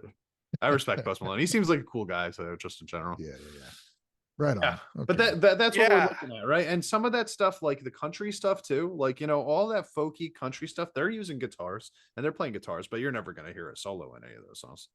Man, I really want to dig into Post Malone a little bit and see, because I only hear his radio stuff, which is like auto-tuned. That's what his shit is, dude. Yeah. But like then he he plays rock music when he plays live, so it's But like, no, that's live would be interesting, but he doesn't have any of that stuff on his albums. yeah, that's This why I is- want to check out the live stuff, because I've only heard his, and studio music. this is becoming more common also because Post Malone is doing that, right? And then I gotta what's up? think about Post Malone. I gotta say that auto-tune stuff you did, I did that for an artist, and there's actually a lot of thought that goes into making that sound that he does, and a lot of people copy that style that he did afterwards. Because I remember I had 2 rappers I had to do that for a lot, that style, so I had to give him credit for like kind of pioneering that style of auto-tune, because That's nobody was still an doing art form. that. Yeah, it's actually pretty impressive. I had the project. Maybe I should pull it up sometime and just do a little quick video on it, like how it's actually done. It's pretty insane how they came up with the idea to get that sound that he's doing. But to each your own taste in music, I guess. Yeah. Hey, it worked. It got him popular enough Yeah. where he can play the music he wants to play now when he plays shows. Yeah. Which is crazy. Yeah, and I think that it's not they don't do it to like literally auto tune their vocals anymore. No, They use it as it's like an enhancement. Yeah, it's like an instrument or an instrumental aspect. Creative choice. Feature. Yeah, I don't like the sound of it personally. Like I'd prefer You that used it it wasn't there, but creatively. that's- Passcode does the same thing. They have their own style of the way they do it. and I don't like when they do it either. I would prefer that pretty much all of these. I actually scripted do prefer it. Post Malone's way of doing the passcodes. Like I like that style, the way that he does it. Passcode sounds a little AI generated, even though it's not. Yeah. Which is- but that's it's what heavily they're in doing. use. Yeah. Yeah, that's what they're trying to do. But I will say, like outside of like Post Malone, like I talked about this a couple weeks ago, but there was that one pop singer that started doing rock music also. What the hell was her name? I don't remember what her name was, but she came out with a rock album recently. Yeah. And Doja Cat, who is very, very popular right now, was like, I don't want to do pop music anymore. I want to join a rock band. So she just said that like this week. And What? she did like a metal version of her most popular song "Say So" that I thought was fantastic. Like a couple years back too. She sounded like she could have been a metal singer, honestly. That's sick, dude. I gotta check that out. Demi Lovato, yes, thank you, Andrew. Demi Lovato was the one that Dude, started doing I the rock listened to music. that album when she put out that rock album. It's not bad. It's fucking It's an cool, amazing bro. voice. I like it. Her voice is crazy with rock music.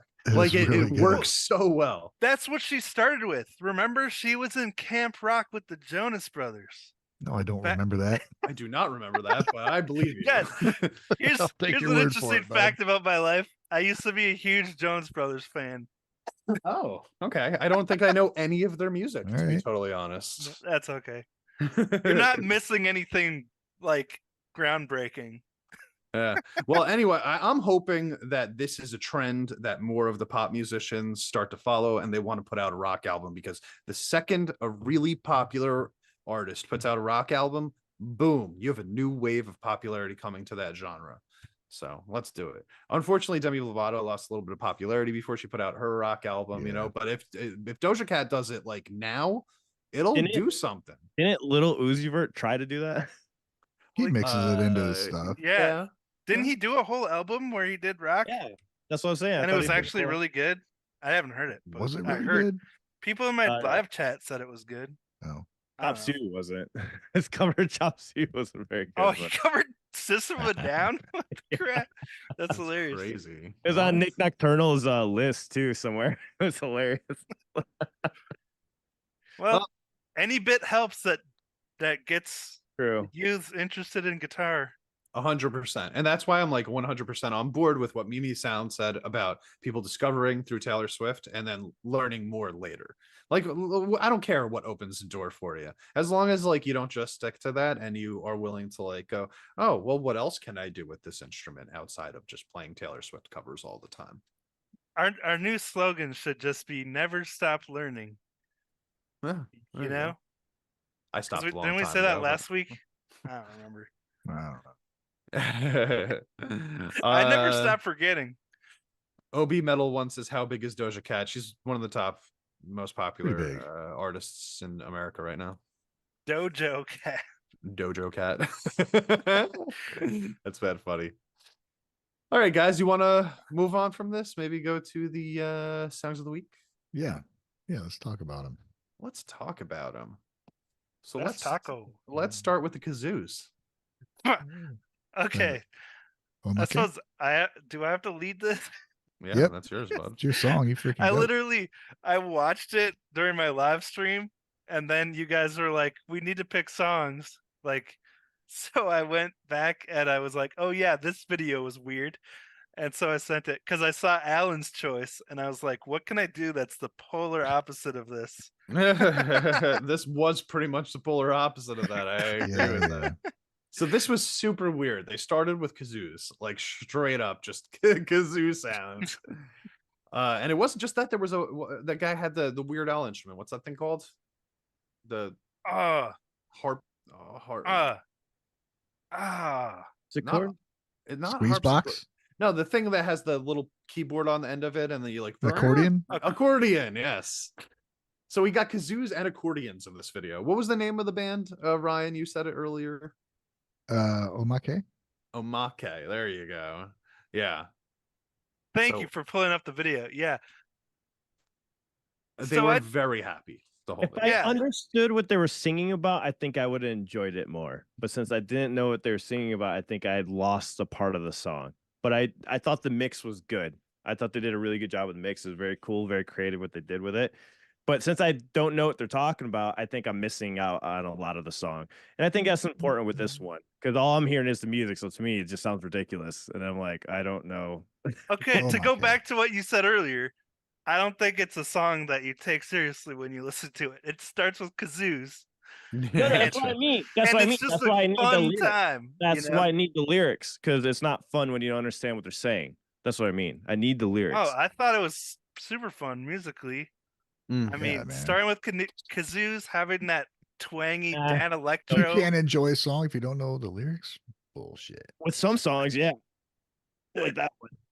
I thought it was nice and bouncy and stuff, but like, okay, so there's also a solo in the middle. This just reminded me seeing her playing right there, which is just like I don't know what happened during that song.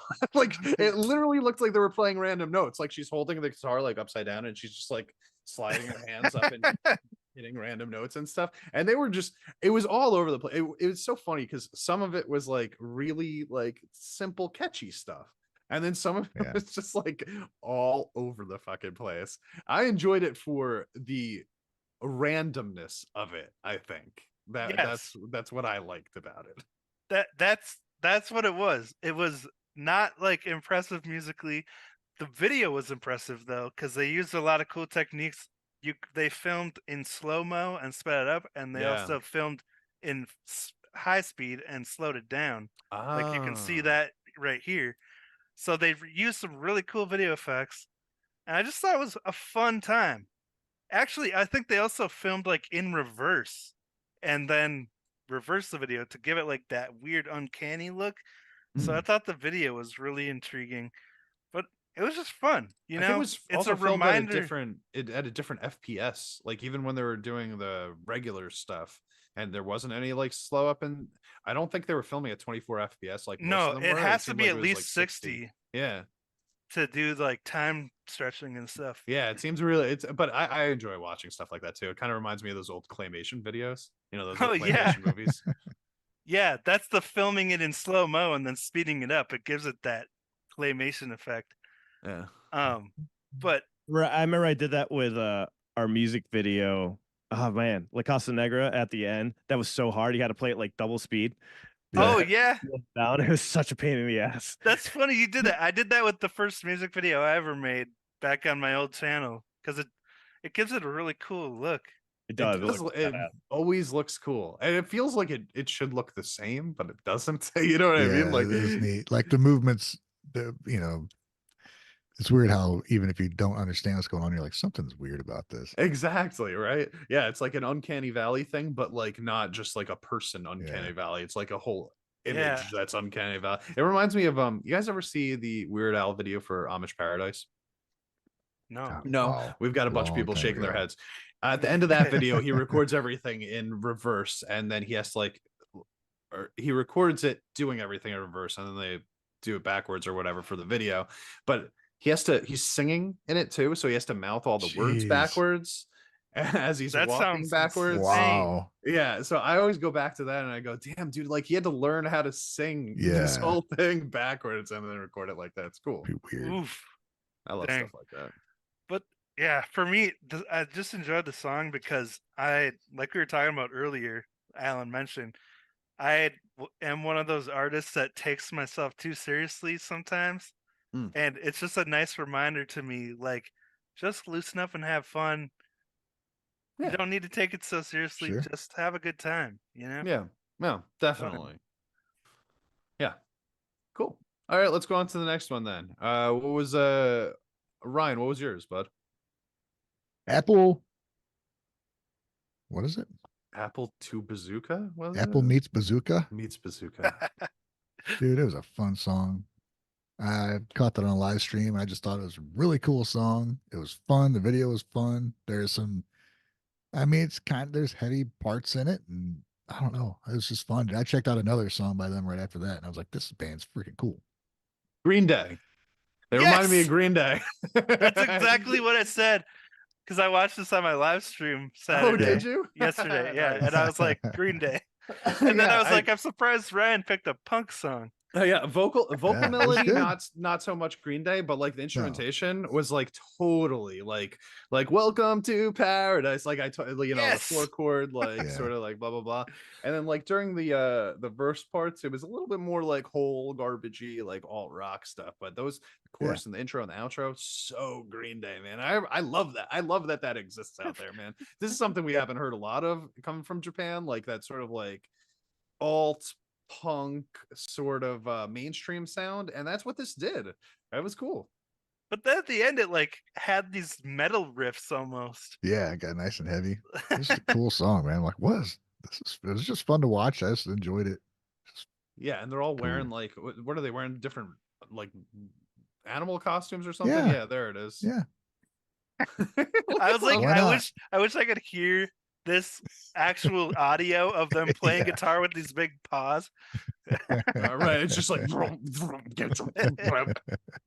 that's all you're hearing. Fun, no, man. if you guys like some like that kind of like the 90s sounding kind of alt punk stuff, check that out, because it definitely Void Dal in the comments says chorus sounded like Holiday from Green Day. Oh yeah, it does have that vibe for sure. Yeah, I liked it.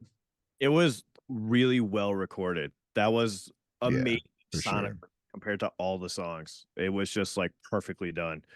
I was like, wow. It's like the exact tone I like for punk too. I just like that crispiness on the guitar and the way it sounds. I always aim for that doing like punk stuff. I just powerful drums. Yeah, the drums filled it up. It was the best mix you could possibly do for that song. Like you couldn't have done it any better. There's like nothing I can think of that would have made that better at all. It was just like perfectly mixed. Awesome. So it's just a fun song. It was a song that it was what it was going to be, right? Like I wouldn't want to change anything because I feel like they achieved the vibe that they were going for in that song. And I think they excelled at it. Definitely worth listening to. Cool. All right, Alan, you had something for us. Yeah, I had to go recheck that out. I'm like, why did I send this to them again?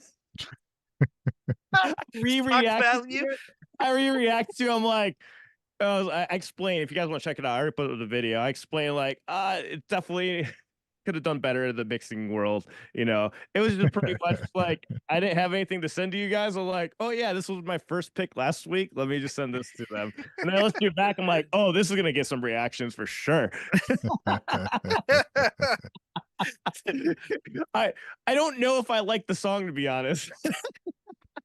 Wow, we're really selling it. I know. I was supposed to like ideally bring songs that we like so we can share with everybody. And hey, I mean, listen to this cool music. And you guys like, yeah, I didn't have any time, so I just threw it out there. I actually kind of like sharing stuff that we're not sure if we like or Yeah, not. it So I makes want to for know. an I want to know what interesting the other discussion. people. I want to know what the other people feel. Maybe they'll I like. was like, I don't. I was like, Champ might like this, maybe. I but did like this. sure. I did like this. It was I- really heavy. Like I it would was like it almost too more heavy. if it was mixed better. If it was So mixed, let's think it would name be it first. I don't think we said what it's called. Oh, it's grotesque. What was that? Grotesque Creatures. Yeah, Yeah, grotesque. By And is Maze? Baze the band? I think it's Maze. Yeah. yeah, I'll post a link to Okay. bands in the chat for you all. Our playlist I'm talking Champ, about. can't you read that album art that says Yeah, Grotesque just read it. It's Creatures? right there. It looks like gardening gray curls. So this has the singer from Dexcore in it. I'm not sure if you Oh. know Dexcore. They're Apologize. pretty. I'll be right Sounds back, guys. familiar. I have to go for a minute. I've heard of Dexcore before, And they're pretty heavy. but I haven't heard Very them. very heavy band. This was heavy as fuck, dude. So this was like not just like metal. This was like okay. So first of all, let's just like the first half of it because there was no clean. There was no I was clean. really vocals in the first hoping. half. I was hoping that Wade would film himself reacting to this. Oh, I no, wanted I haven't been doing that. But I should have. Because I was like, So was there anything about it that you did like, Wave? yes, Oh. that insane drop, like I think it was at like 2.5 minutes, where it just had that, I don't know what's it called, a breakdown, and then it has this insane double kick. It's like Mm. I was like, okay, this is fun. I want to see Wade play that on drums. No, I need one of those kick pedals that like does the double kick for you, like when you go up. You know? yeah. Oh, like the heel toe technique thing or whatnot. No, the ones that are like auto, where when you press it down and it kicks, but then it kicks again when you pull up. A trigger.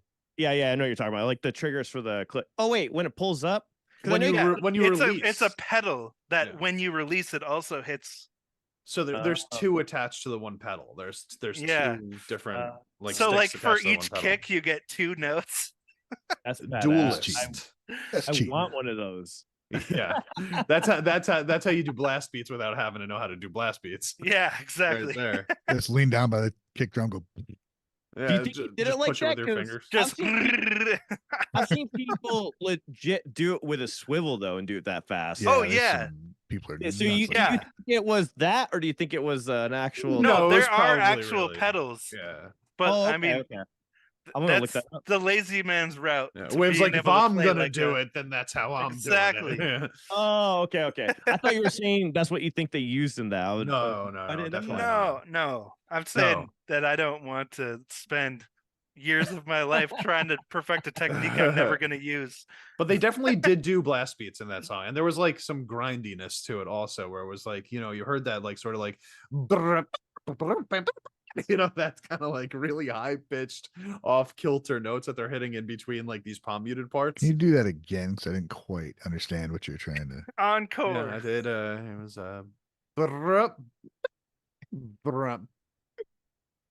All right.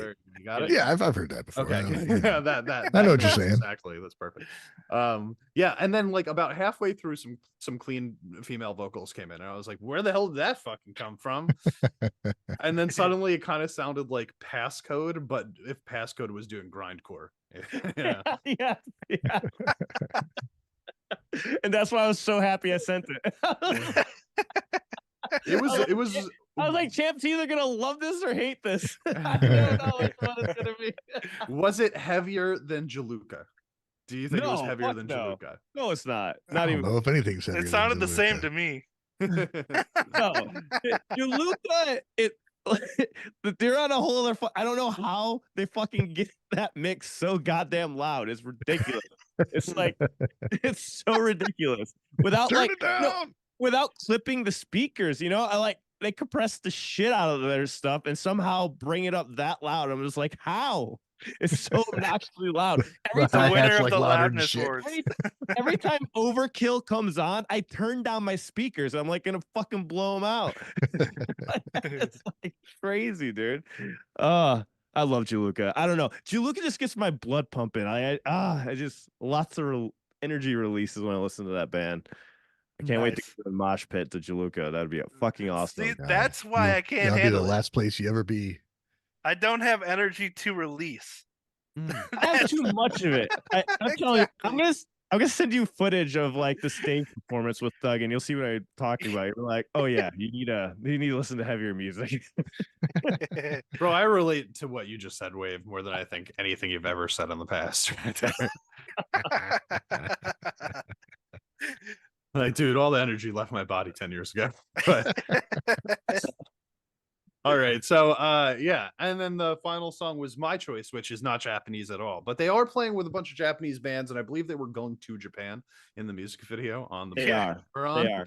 So How long was their flight? They're like 28 hours or something. It was like 280 hours or something. Yeah. So I picked this because I saw when the I was just like happened to be on YouTube when they were doing the premiere or whatever. I dropped in halfway through the song, was already over, right? So I didn't hear the first half of the song the first time I listened to it. I just heard from the second chorus onward. And from the second chorus onward, it's basically a metal song. Like they just go into this big breakdown, and then they have a guitar solo, and then he pulls out a piano, and then Yeah, where did the piano come from? I gotta say something though. That's to me that was classic Sum 41 when I listened Right, to that's what I was gonna say. It's kind of Really? their thing. Like Yeah. they used to, they'd throw metal in. When they do always- songs like Still Waiting, sure. Okay. You're thinking of their very, very first album though. I'm talking about like Does This Look Infected and Chuck. Like those are always because they wanted to be a metal band first. They were. That's what inspired them. Iron Maiden and Priest, right? They say it in Fat Lip. I always give like this band so much credit for that because I think they blended the punk and metal aspects pretty fucking well, even though some of the riffs sounded like Metallica ripoff riffs. But that's besides the point. And rap too. I want to say, they do the rap too, like the Beastie Boys style rap. He has the most unique vocal style when he doubles them up. So when I was listening to this, the song, it brought me back, man. I was like, oh, it's such a nostalgic sound. Like I have never heard replicated the way he does it. You have to give him that credit. He has a unique voice for that punk sound. I could see why they were big punk band. I think he does. He has a unique voice. It sounds like I think he so does. many other bands to me. I don't know. It sounds unique to me. And then he doubles it the way that they double the tracks. They don't line it up perfectly. So I'm assuming he's actually singing both of them. Most bands these days, they just line up, but it's his signature sound to his voice. And they always keep that. And that's how you always know it's Sum 41, in my opinion. I don't think there's a singer that sounds like him. He has like this weird thing to his voice. I don't know how to explain it, in my opinion. He screamed twice in the song, also like full on metal screams. Yeah, which I support always. I did screw up. I didn't get the video recorded before, and I went through them, but I'm gonna put out a video where I actually listen to the songs and get it up there for you guys because I didn't really have a chance to do it properly. So I heard bits and pieces. You said listen to the last half, so I started. I'm like, all right, this sounds like Sum 41, and going to the end, I'm like, all right, yeah, but I didn't like get the whole storyline to it and everything. So I haven't listened to them probably since like their first couple albums. So I don't really know what they've sounded like previously in the last 10 years or whatever. So when I heard, because like I remember, like that the album with I guess that the names better than I do, Alan, but like the one with Fat Lip on it, right? They have like it's mostly it's like mostly pop punk, and then like the last song on the album is Still Waiting, which is kind of like a thrash metal song, like out of nowhere, right?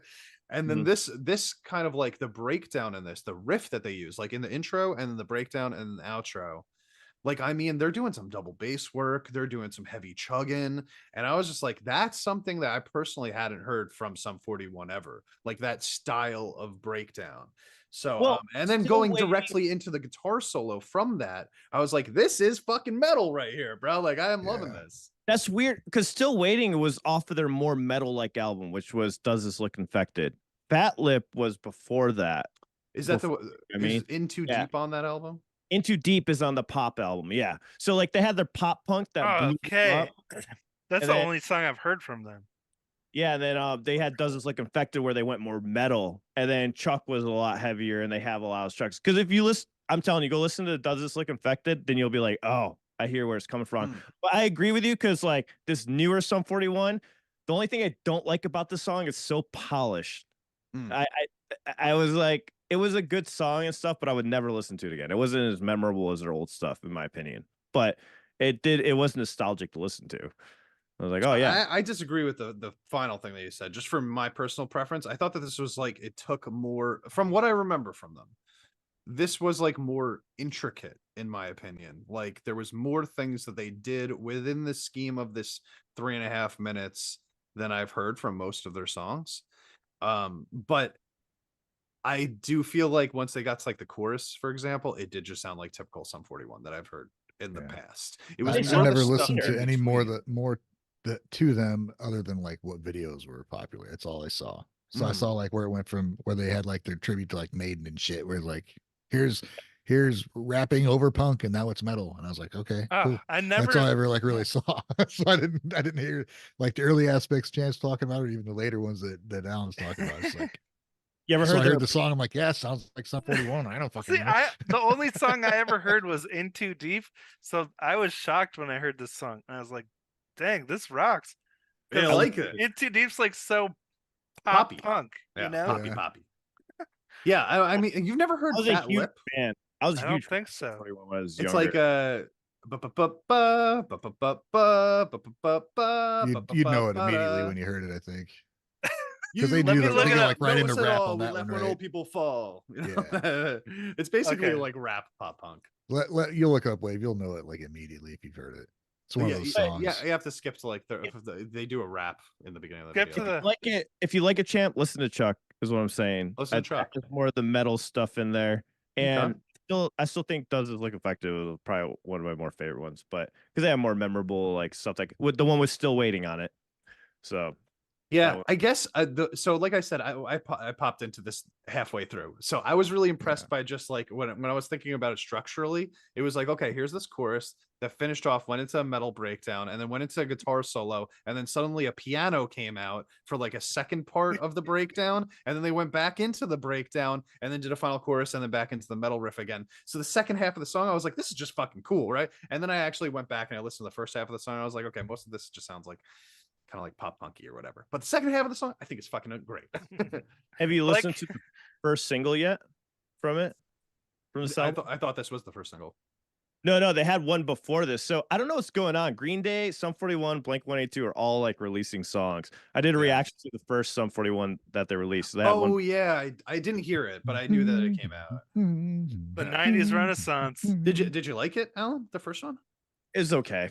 It wasn't that great. The Blink-182 is by far superior, in my opinion. But One More Time is fantastic. Yeah, it's probably because it's so heartfelt and there's a lot of emotion that where the new Sum 41 feels like, we're just reliving our old like our stuff again. We're trying to do things again, get back into it. I don't know. There's something missing from it. The catchiness, the attitude too. I don't know. It's so clean. Like it's like they're old now. They're not young kids. No, but they're better. Like it's technically better because it's the guitar playing's cleaner too. It is. There's more parts to this than maturity most of the stuff I've heard. But it is definitely very clean. It's very slick sounding. They're one of those bands. I think they've always kind of had that vibe. At least Fat Lip onwards, they've always kind of had that slick. In Too Deep is like a really like that's as polished as a song comes. I like Captain Dusty Fart's story. In high school, a buddy of ours listened to Fat Lip on repeat until our other friend tossed the CD out the window while driving down the highway. That's great. Yeah. Okay. Cool. So a renaissance, a resurgence of these older pop punk bands happening right now. Have you guys ever been so disgusted with the CD that you threw out the window? I have. Yes. What was it? No, window actually. It was Green Day. It came out with American Idiot. I took it out of my Walkman. I threw it on the ground, stomped on it. I was so pissed. Wow. I was so fucking pissed. And Worthy. I was so mad because Green Day was my favorite band ever. I listened to them like religiously all the time. They came out with American Idiot. I'm like, this is fucking trash. I'm so pissed. I broke it, fucking stomped on it in front of my friends. And they're like, bro, you need to calm down. And guess what? I love that album now. You love it now? Dude, I was gonna say, like, that's what got me into Green Day is American They're Idiot. best. And Like the That's lyrics funny. are clever. It's actually a really clever album. I'm like, wow, it's pretty good for a punk band. That's funny. Merry Christmas, Michael Mintz. Thank you very much for the super chat. Appreciate it. yes, thank you. Yeah, Thanks, man. Michael. You are the man. Champ, you ever destroy a CD? No, but if I was going to, it probably would have been the same one that Alan did. I was so sad when that album came out. This is not what I want out of this band at all. I remember he came out. He's like, I don't want to be an American idiot. I'm like, oh, fuck this. Out of my face. I just remember being like, I don't want to hear 13 songs about the war, man. Like, can you? Yes, Right? yes. No Effects did the same shit. And I was like, what is going on? You remember they all came out with political albums at the same time in 2000. Yeah, it was really popular. Suicidal Tennessees did the same shit with Freedom, and then we had No Effects with War on Errorism, and then American Idiot. I'm like, what the fuck are you guys doing? It was all this like Al Gore Maybe there was versus some George important Bush shit nonsense. going on. You should have been paying attention to. There I was in was, high but I school. was, didn't but I care. was 14. I'm like, Right. fucking A. I didn't want to hear that You shit. don't I wanna wanted. hear- I don't wanna wanted hear to about- know about the crazy basket cases and the long views. Exactly. you know? I don't want to hear about America and my punk music. Yeah, what happened was those band members got old. Yeah, that's They what that is what started happened. Caring about old man stuff. It was right around the same They time got that the Red old. Hot Chili Peppers started to like become old also, right? And they're like, hey, we'll do Californication instead. To be fair, that album is actually really amazing, American Idiot. When I went back, I got all the list. I'm like, wow, Sure. this is actually really fucking good. Yeah. Mm-hmm. Now that you got older.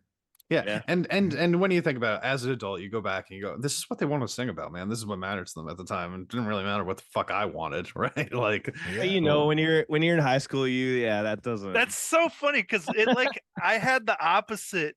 Like I was super into it when I was younger. I was like, yeah, this rocks. And then I got older and I was like, what the heck do musicians know about any of this stuff? And I'm like, who cares what they have to say? You know? Mm. But I was don't know. also that album felt less punk to me than their other albums that came before it, and I think I disliked that because I was super into my punk phase. It went a little more alt rock on that one, you know, like it's When September Ends and all that stuff. It's a little bit different style. They were never one of my top dogs, though. Anyway, I was a Blink guy over Green Day. I know that's an uncommon.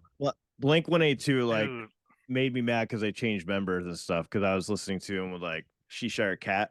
This is when AFI was just starting too. What? Like, these bands weren't even famous yet. They're all doing this punk like really Blink fast. had different members? They had a different drummer named Yeah. Scott until Dude Ranch. What? Yeah, they had 4 members, right? Total, I think, at one point. They had No, it was still 3. It was Tom, Mark, and Scott, and then it's actually their song Overboard, I think it's called. Man Overboard is about Scott leaving the band and being replaced with Travis. Yeah. I remember when we first heard that when he was talking about what is it like literally talk about doing a dog. It was hilarious. I was like, wow, this is fucking hilarious because you're a kid and you're like, oh, this is Yeah. They've got a song where they're just like fuck, piss, fart, shit, cocksucker, motherfucker, tits, fart, turd, and twat. Like that's literally the whole song. As a 12-year-old, I'm like, this is gold, bro. This is everything I've wanted out of music. This is a pinnacle. Yeah, this is as good as it gets, man. Now I can't listen to most of Blink's music, to be totally honest. I Like, never did. I think But, hey, Rosie man. just turned off the podcast as she was listening to it with River. I will say though, the new song "One More Time" about them breaking up and coming back together is like just so emotional and I like didn't so release my heartfelt. reaction because it was too. Cried too much. But yeah, it was ridiculous. I tried listening to it. I'm like, this sounds like a Blink 182 song. I feel like you've got I to have be no like, connection to that band, dude. It made no fucking connection. Oh my to me. gosh, Tom. Oh, So old. I was in fucking tears because like they all like almost passed away at one point. What was it? I can't remember the story. It was Mark had cancer and and he just had recovered from it like earlier this year, and then Travis was in a airplane crash and almost died also. Yeah.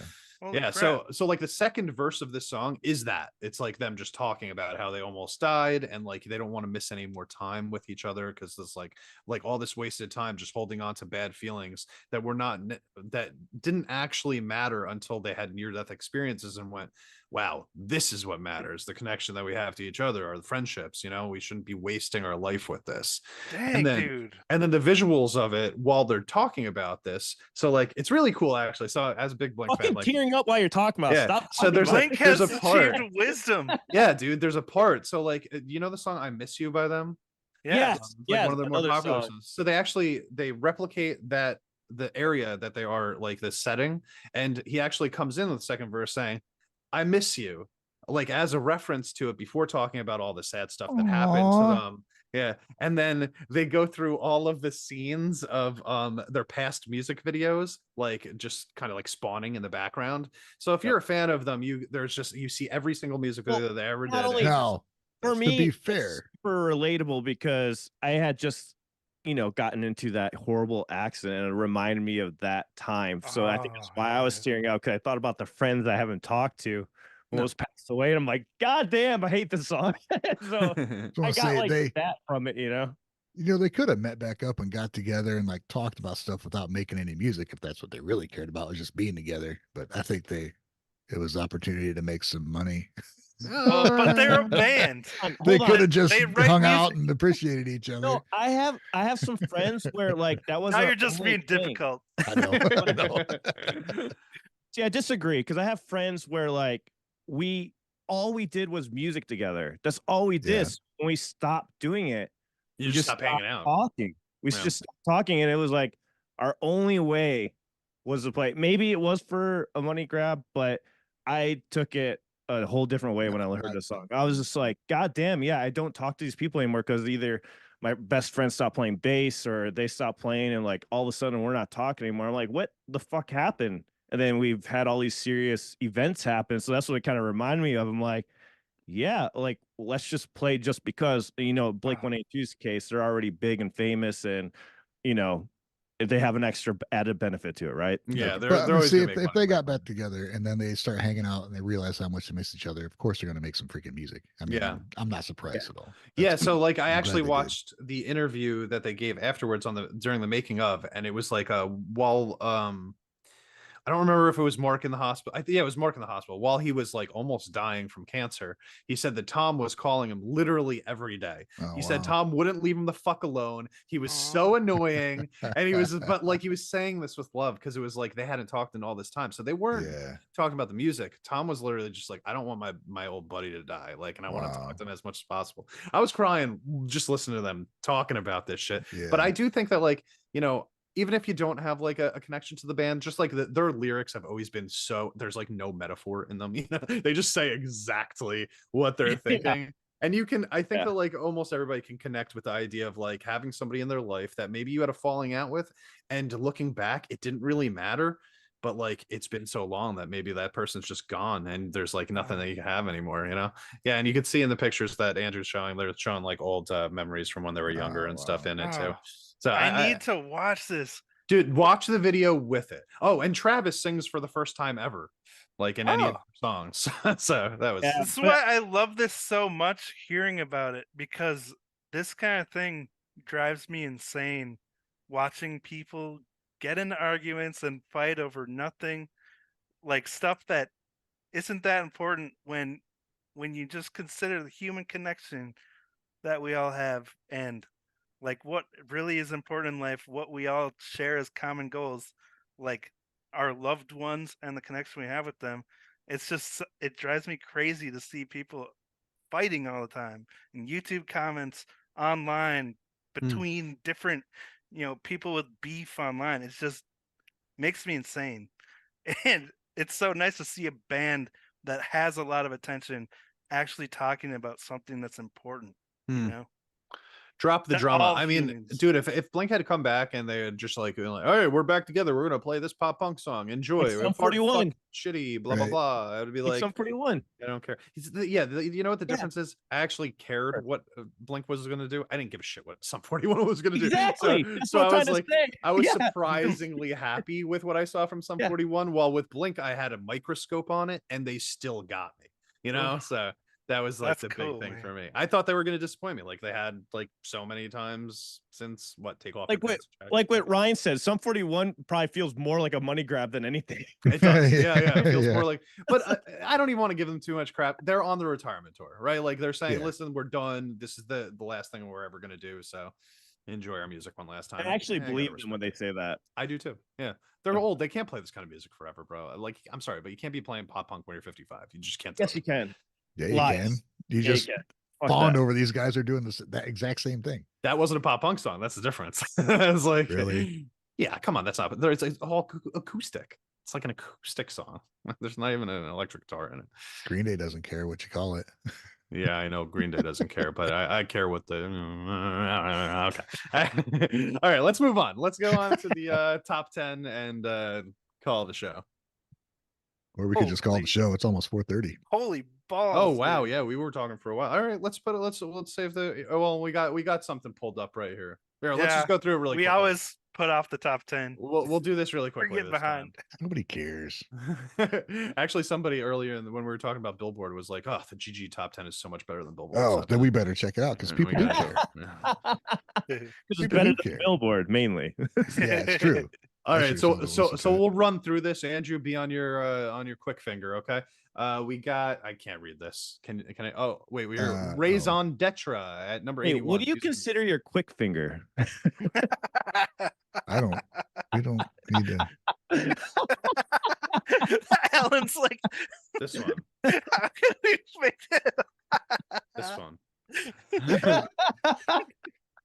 I thought Ryan was gonna say that, but I guess Champ said it. Okay, Alan, Ryan's over it, dude. Andrew, let's just go to the straight up. I'm trying to find the link for the We'll top skip 10. We'll skip over the new entries and all that stuff. So let's just go right to the top 10. Top 10, we've got Ave Mujica with Ave Mujica at number 10. Nice. Down We've got, and they looks like they went down some spots. I can't read it. It's One really spot. bad for me. Okay. All right. Next, we've got the Babymetal doing, what is that? Maya on the live album. We have the guy that can't see the screen. Yeah, well, I I'm can't trying. say. I can't find the link. I'll pull I up can read it. myself. Babymetal with Maya from the live Blu-ray from the Babymetal Begins concert went up a spot, Okay. usurping Ave Mujica. Cool. Oh, there it is. Okay. Buzz. Wait, no. Lose. Lose. That Lose. was This is the one we watched last week, isn't it? a couple weeks ago, but yeah. Or something. Down a spot at number 8. Shut up. All right, Lunacy with G. Period. Ah, we did this one too. Down a spot at number 7. Necrotaki is new on the list. Necrotalk. Number 6 with Bloom. Coming in at number 6. That's pretty good. Yeah. That's the one for the Scott Pilgrim show? Is it? Is it? I think. Right? I don't Maybe know. I'm wrong. You could be making it up. I wouldn't know it. Wait. Oh, okay. Hey, Smith. Say my Say name. my name. Say my name. Down 1, number 5. Broken Games. FZMZ. Ooh. Sushi. Oh, we still haven't listened to that one, huh? Down 1 at number 4. No. I want sushi. Interesting. This moment, East of Eden came up 2 spots. By the way, they Ah. have a new song premiering this week. So Another went one? on- yeah. Oh, shit. Cool. It sounds like they might be prepping for an album release. Ah. That band's blowing up Uh, fast. Mhm. Like, Yeah, really- dude. Oh my God! Look! Look! What? Look at number 2. Been usurped. Oh, finally! Oh, who is in number 1 now? I have no idea. 1 OK but- Rock is down 1 to One number OK 2. Rock's not at number 1 after 93 months in a row. It's been 72 years. East Oh, of Eden's this moment hit 1 million views already. Wow, Holy really? balls. Like a song. And their first Wow. How many subs are they at now? They're at 19,000. Dang, Wow. that was quick. That 1 million really surprises me. Good for them, man. Okay. Also, cool. it looks like they have the album list. Yeah, they're definitely planning for it to come out. It's already listed underneath an album playlist on their site. So right on. It's a mini album apparently. Yeah, an EP. So I guess, you know, because if you're going to drop 3 music videos, you have to have an album coming out, right? Like, there's no way that you're going to film 3 music videos without an album. I have a feeling they're gonna do a music video for every song too, and then release it all. That'd I'm be happy. crazy. I'm happy for Yuki because like she put a lot of work into D Drive and it didn't really go that far. Yeah. You know, so it's nice to see something like popping off for her. Okay, and it looks like their album's coming out in 3 days, so look out for that on Wednesday. Oh yes. Sweet. All right, so what the hell is number 1? Freaking 10 feet. Oh, Re-equation. Yeah, it's nothing new. Oh, the Okay. milk.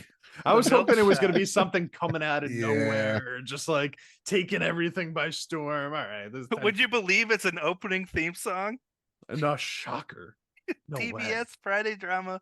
Format's cooking. Format's cooking. Yeah, and it's not like this Okay. is. It's not like this is a Cooking bad song or format. anything either. This is a good song. I like this song. It's Yeah, just. yeah, it's cool. Yeah, no, I can't believe this is the one that actually took One OK Rock off the list. That's crazy. Well, it's up one, so it's been at number 2 for like a while, hasn't it? Yeah. Huh. Yeah, a little bit. I don't Right on. recall it. It's, premiered 6 weeks ago. And Did it's been sitting in our list the whole time, I think. Oh, yeah. since the last, it's gone up 1.4 million views in the past week. Is that Wow. Freaking buyouts. Oh. what? Maybe. I wonder if it finally like premiered on the anime Oh wow, maybe. or something. That would do it if that's what happened. Yeah, something like that. Anyway, Awesome. I guess That's that's the the top 10. end of the top 10 today. All right, guys, guys. get well, the heck out of here. yes. But if you want more from us, you could always go to our Patreon, where we are doing the month of Maid, where we check out the old acoustic stuff from their acoustic Christmas special back in 2021. We started with Forward today, and it will be up later today or tomorrow. So go over to patreon.com/guys or to our TikTok for some smaller videos. Check out each of our individual channels, as well as our Twitter, aka X, or our Instagram, which doesn't get that much love, but hey, you know, every once in a while it might be a present for you. Quick shout out to these huge super chats, by the way. Thank you guys so much. Yeah. Thank you guys so much. Michael was a first time super chatter. I appreciate it. Thank you so much. I don't know how to say his other name, but Eve's with $20 super chat and Bill with 100. Yes. Thank you so much. We really appreciate Hell it. yeah. Eviscerator is how you say it, by the way. Eviscerator. And yes, these are by the way, guys, like I know we try not to say it too much, but like these super chats and stuff, they're what keeps this going, like our ability to do this and spend time doing this. So every time you guys send in a super chat or join our Patreon for a month or whatever, it just keeps us alive for longer. So Yeah, I appreciate being alive, and so I support you for supporting us. yeah. Thank you. Don't put Champ on life support, okay? Yeah, I don't want to have to go back to the hospital. But if he did go to the hospital, we each would get a bigger cut. So That's true. That's true. Now we have our list of suspects. Yeah, I'm writing this shit down. Where's my will, bro? Andrew, delete this recording. There will be a full investigation if I die in the next year. Ryan Muir is being investigated first, that's for sure. All right, guys. remember And my now inner I just want to monologue. throw this out. We haven't talked about this yet, but just thinking about the dates right now, next Sunday is Christmas Eve. Oh my gosh. I'm not sure if we're going to be here for that, but we will certainly let you know beforehand if anything is going to change. So just keep an eye on that. Put your notifications on for the guys so you can get any updates with us. All right. All right, thank y'all. Peace, everybody. If we don't see you, Merry Christmas, everybody. Merry Christmas in case.